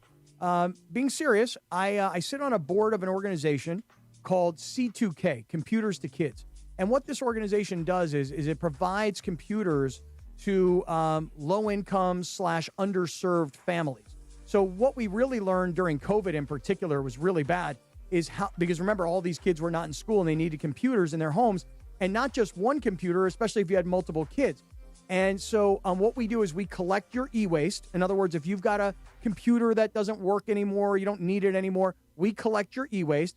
We wipe everything clean, like FBI style, wipe everything clean. We then put in all the newest, latest, and greatest software, and then we hand off these computers and put them out into the community. So here's my point. On Earth Day, if you've got a bunch of computers sitting in your garage, if you're a big company that has a lot of computers and it's time to refresh, we would love to take those computers. C2K is the name of the organization. And for anybody that's interested, you can hit me up. There's a million ways to reach me. I'm a very easy person to find. And I'd love to be able to help. He might even give you his personal phone number. Well, everybody's got that already. So you take care of e-waste with this company. You need a company that takes care of your waste. Oh, you are so right on. I do indeed. But in this particular instance, I'm looking to take in e-waste, not put out waste. That's right. Thank you. I wasn't here the other day when you guys did the story about the toilet car. Cappy, you're all on board for that, right? Oh, on board. I mean, if they had one today, I'd use it. Do you think it'll ever be made? 100%. Really? Oh, absolutely. It sounds so gross, though. I mean, what are you going to do? It would get stinky. No, they said that there was like an air freshener component to it. It's like an RV. That's why you don't poop in the RV, you know? You're not supposed to. I've never pooped in an RV. Well, they say you're not supposed to because it's like pee only. That's it. Well, that and also like buses. You don't want to have to, go number 2 on a bus. An airplane. I've never made a number 2 on an airplane. Thank God I've never had to. Yeah, really. So my homie took an RV with his sons, and they went somewhere where it was snowing. So when they were parked, they were pooping the whole day. Mm-hmm. Overnight, it snowed, and he's like, bro, everything got clogged up. Everything was frozen down there. Oh, no. They couldn't flush anymore, man. Oh, man. You know, my goal is to eventually get one of these Sprinter vans, and I want to drive the whole country and look at the map and go, I got friends in this place and this place and this place. And I want to go all around the country and see everybody that I haven't seen for all these years. How are you going to avoid? You want to hit every state, or you just want to go around the country? Yeah, I want to go around. Because there's some states that you can't go to. Yeah, I don't want to go. I don't need to go to every state, but I need to go. They're going to find you. I need to go everywhere, whether it's Maine or New York or New Jersey or Pennsylvania, and work my way down North Carolina, South Carolina. And you're going to go alone? Because Georgia. there's no way Rachel's going on that trip. Yeah, we'd have to. Because you'd have to stay at 5-star hotels in every city. Although she might be open to a camping trip. She could possibly do that. Okay. Yeah, no, she might be able to. And you know her obviously better than we all do, but it doesn't seem like she would. No, she's be. more of a Four Seasons kind of girl. Yeah, exactly. Yeah, she is. Oh, big road trip like that, George. I'll get to see everybody go up and down the Eastern Seaboard. Come on, that sounds pretty good. Now the question is, do they have little toilets in the in Sprinter vans? And no, they don't have those. Oh, I'll just get out on the side of the street. I don't care. Bottle. Yeah, I'll find a construction site, and they got a porta potty. That's where I go. Find the construction. Find the construction site like in The Sopranos. Not about that one. I want to get whacked. Yeah, stay away from those. Right. Or you meet Vito early in the morning. Anyway, if you got it, you got it. 9:49 on the Sedano and Kap Morning Show on a windy Wednesday. You want to do the Don't Sweat the Small Stuff this early, Yeah, Kap? give it to us. All right, here we go. Don't Sweat the Small Stuff for today, Wednesday, April 22nd, 2026. Take time out to watch the sunset. When you learn to take time out to observe nature's beauty, sunrise, sunset, falling rain or snow, or a beautiful plant on a regular basis, you are training yourself to slow down ever so slightly and appreciate life, beginning with the beauty around you. I like how you threw in the wow. Wow, it's pretty heavy. By the way, Damon Wines, the CEO of Sellers Advantage, I believe he's coming in for Game 5. If there is a Game 5 for the Lakers. Now, you say, of course there's going to be a Game 5. Well, what if the Lakers sweep? Probably not going to happen, but it could. I mean, Houston's in a must-win situation in Game 3. Yes. Not in Game 4. They're in a must-win situation in Game 3. They're going home. They know that they've been embarrassed. They can turn on ESPN and hear Wendy say that they should be disgusted. Disgusted. You can go watch Kendrick Perkins. And by the way, we should get Perk on the show this week. Maybe, what's today? Today's maybe Friday, George. We should get Perk on the show because he has been going off on Houston. Their coach, Kevin Durant, their team. He's saying that these guys don't get along. They don't hang out together off the court. I mean, he is just really all in on beating up on Houston. So He called them the dumbest team in the playoffs. that is correct. Is what he called them. So something to think about. We should maybe bring Perk on.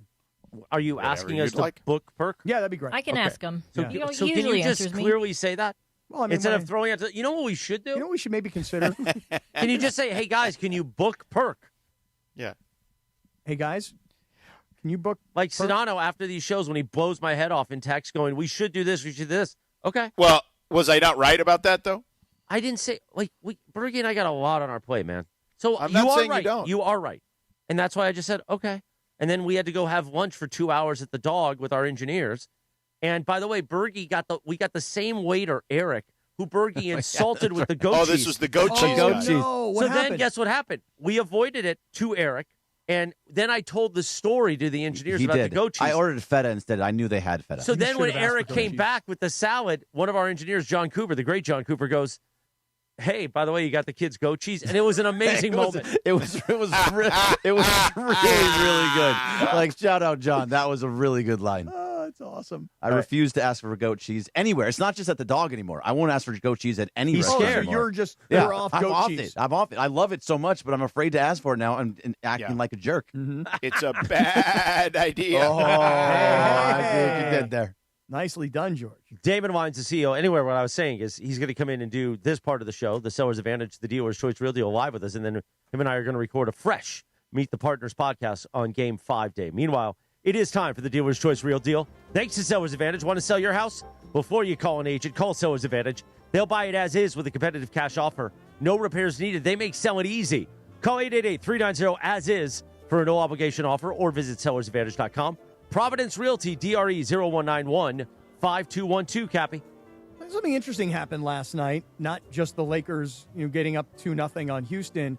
But, George, I don't know how your travel schedule was yesterday to see all this stuff. So here it was me last night, and I'm at home, and I'm getting ready for the Kings game at 7. Now, just remember the chronology here. The Dodger game against the Giants was going to start at 6:40. By the way, Bergie, you'll love this. I was watching the Giants home broadcast. Oh, is it still John Miller? I don't think it was John Miller anymore. I don't think so. No, it's a combination of Dave Fleming. John Miller does the radio mostly. But it's Dave Fleming, who works at ESPN, and somebody else. Yeah, I don't know who the other guy was, but he had a great line. Freddie Freeman came up, and he's like, man, what a great baseball wife Freddie Freeman has to have their fourth child in a series in Colorado, in a place where you don't want to play, you don't want to go. Like, what a really wonderful baseball wife she was. I thought that was super funny. So I'm watching the Dodgers early. I'm getting ready for 7 o'clock to watch the Kings, but the Kings game was delayed because of the earlier game in the NHL playoffs. So the Kings game didn't get started till probably like 7:30, and I think the Laker game was even delayed as well. 7:45 was tip. So now here, the Kings game was supposed to start a half an hour earlier than the Lakers game, but the Kings game actually ended about 30 minutes after the Lakers game because the Kings, who, by the way, I got to give the Kings all the credit. They have played their asses off so far in these first two games. Now, remember, the Lakers are they're a 3 versus a 4 or a 4 versus a 5. The point is that the Lakers are the higher seed. The Kings are massive, massive underdogs against Colorado, who is the best team by far in the NHL this year. So the Kings have this uphill climb to begin with, and they have played so hard and played so well in the first game. In the second period, Colorado went 8 minutes without even having a shot on goal. Last night, these two teams are going toe-to-toe until the third period, and the Kings get a goal, and there's about 4 minutes to go in the game, and Colorado is able to make a pass that actually went through Forsberg, the LA goalkeeper, went through his pads. And then there was a wide open Avalanche player sitting right there to put it in. It's 1-1. It goes to overtime. Now, in the regular season, overtime is like, let's go. Let's hustle up. Let's get people home. Let's play 3-on-3. Let's not clean off the ice. In the playoffs, there's a full intermission. So now you got to sit through the Zamboni, and they got to clean the ice, and then they got to come back on. And then ultimately, unfortunately, what happened is Colorado wound up winning the game 2-1, and with a goal that was about 8 minutes into overtime, and Colorado now has a 2-0 lead. Now, Bergie, I bring all of this up because Zamboni challenged me last week to grow a playoff beard for the Kings. Is this as much as you've gotten? So far, this is as far as I've gotten right here. Now, I don't really have, George, enough manliness to grow a beard, but I'm letting the beard go. But I'm thinking that I might be shaving this beard by the end of the weekend. By the way, Mark Cates told me yesterday that a show on another station, maybe in our same format, was calling out Zamboni for the playoff beard bit on social media, like calling him out on the air. Why? They're filling their airtime talking about us, which I love. Which is awesome. And I don't want to give them airtime now, but apparently the Zamboni playoff beard bit is resonating through the city. Well, I don't know if you guys saw this. Are you last getting night. any hair on the sides, on like the a cheeks? little tiny bit. I can see it around like the goatee area, but not on the cheek. It just looks like Cap, schmutz. take your eyebrow pencil and fill it in. Oh, that's a good idea. By the way, I've got it the with me. topic stuff, Yeah. you can use it on your beard too. Yeah, 'cause it I just- never have, but Yeah, you can. It just looks like schmutz all over my chin. You know what I'm saying? Well, last night in this Kings game, again, I know everybody was focused on the Lakers last night. I had the Lakers on one TV and I had the Dodgers on another. I was watching the Kings as well. There was a play, George. I don't know if you saw this at all in the game, but there was a play where the Kings got a penalty shot and they did not score the goal. And the goalkeeper from Colorado made really a spectacular save. And a fan right behind the Kings bench, does anybody here know what I'm talking about yet or not? No, sir. A fan behind the Kings bench is banging on the glass. Bang, bang, bang. Like he's so excited because the goalkeeper from Colorado made this spectacular save and the Kings did not take a 1-0 lead at that point. And the guy is banging on the plexiglass. He's bang, bang, bang. The whole glass shattered as if Shaquille O'Neal was dunking a basketball. The whole glass shattered, got all over the bench of the Kings, down the back of the shirt of the Kings coach. Like there's glass just everywhere. A 20-minute delay in the game because of the broken glass. And the ice crew / maintenance folks had to come out with a new piece of plexiglass and fix it. So when the Kings were supposed to start at 7, and the Lakers were supposed to start at 7:30, and I'm telling you the Kings game didn't end until 30 minutes past the Laker game was over, between waiting for the intermission of overtime, unfortunately they lost, and the delay because of the broken glass. If you haven't seen this broken glass yet, guys. I'm trying to find it right now. You got to see the ESPN. video. We're showing it right now on YouTube. But if you missed it. Wow, the dealer's choice bet ran out. Well, there's a lot to it. I didn't think you were going to. I thought we were going to break. We were just going to end early, but you decided you were going to take this all the way. Well, huh? I really wanted to give the Kings some love. All right. Because I know most people are focused on the NBA playoffs. I find myself loving the NHL playoffs. All right. Anyway. That's crazy looking. That's insane. All right. You guys got to see this. It's watching it on the YouTube right now. It's crazy. All right, well, I'm going to go get a cup of coffee because I got to prepare for Sedano's text blowing me up. George, you going to beat him up again today or what, George? No, I got nothing. I'm good. All right. He's got a game to You want us to text Perk? Get him on for Friday? Yeah, hey, can you guys book Perk, please? Hey. If you don't mind. Tomorrow we will have Geeter in studio. Head coach Sean McVay will join us at 7:30. It is NFL Draft Day. Day number 1 tomorrow. Sedano will have the day off, but he'll be back Friday to recap the draft, and we'll get you ready for Game 3, Lakers-Rockets. We'll see what the Kings do, and we got an LAFC match tonight. LAFC. So we'll talk about that, and we'll play Mario's new joint tomorrow again. Have a beautiful, windy Wednesday. We'll see you tomorrow, 7 a.m., the Sedano and Kap Morning Show, LA's only local sports morning show, right here on ESPN LA.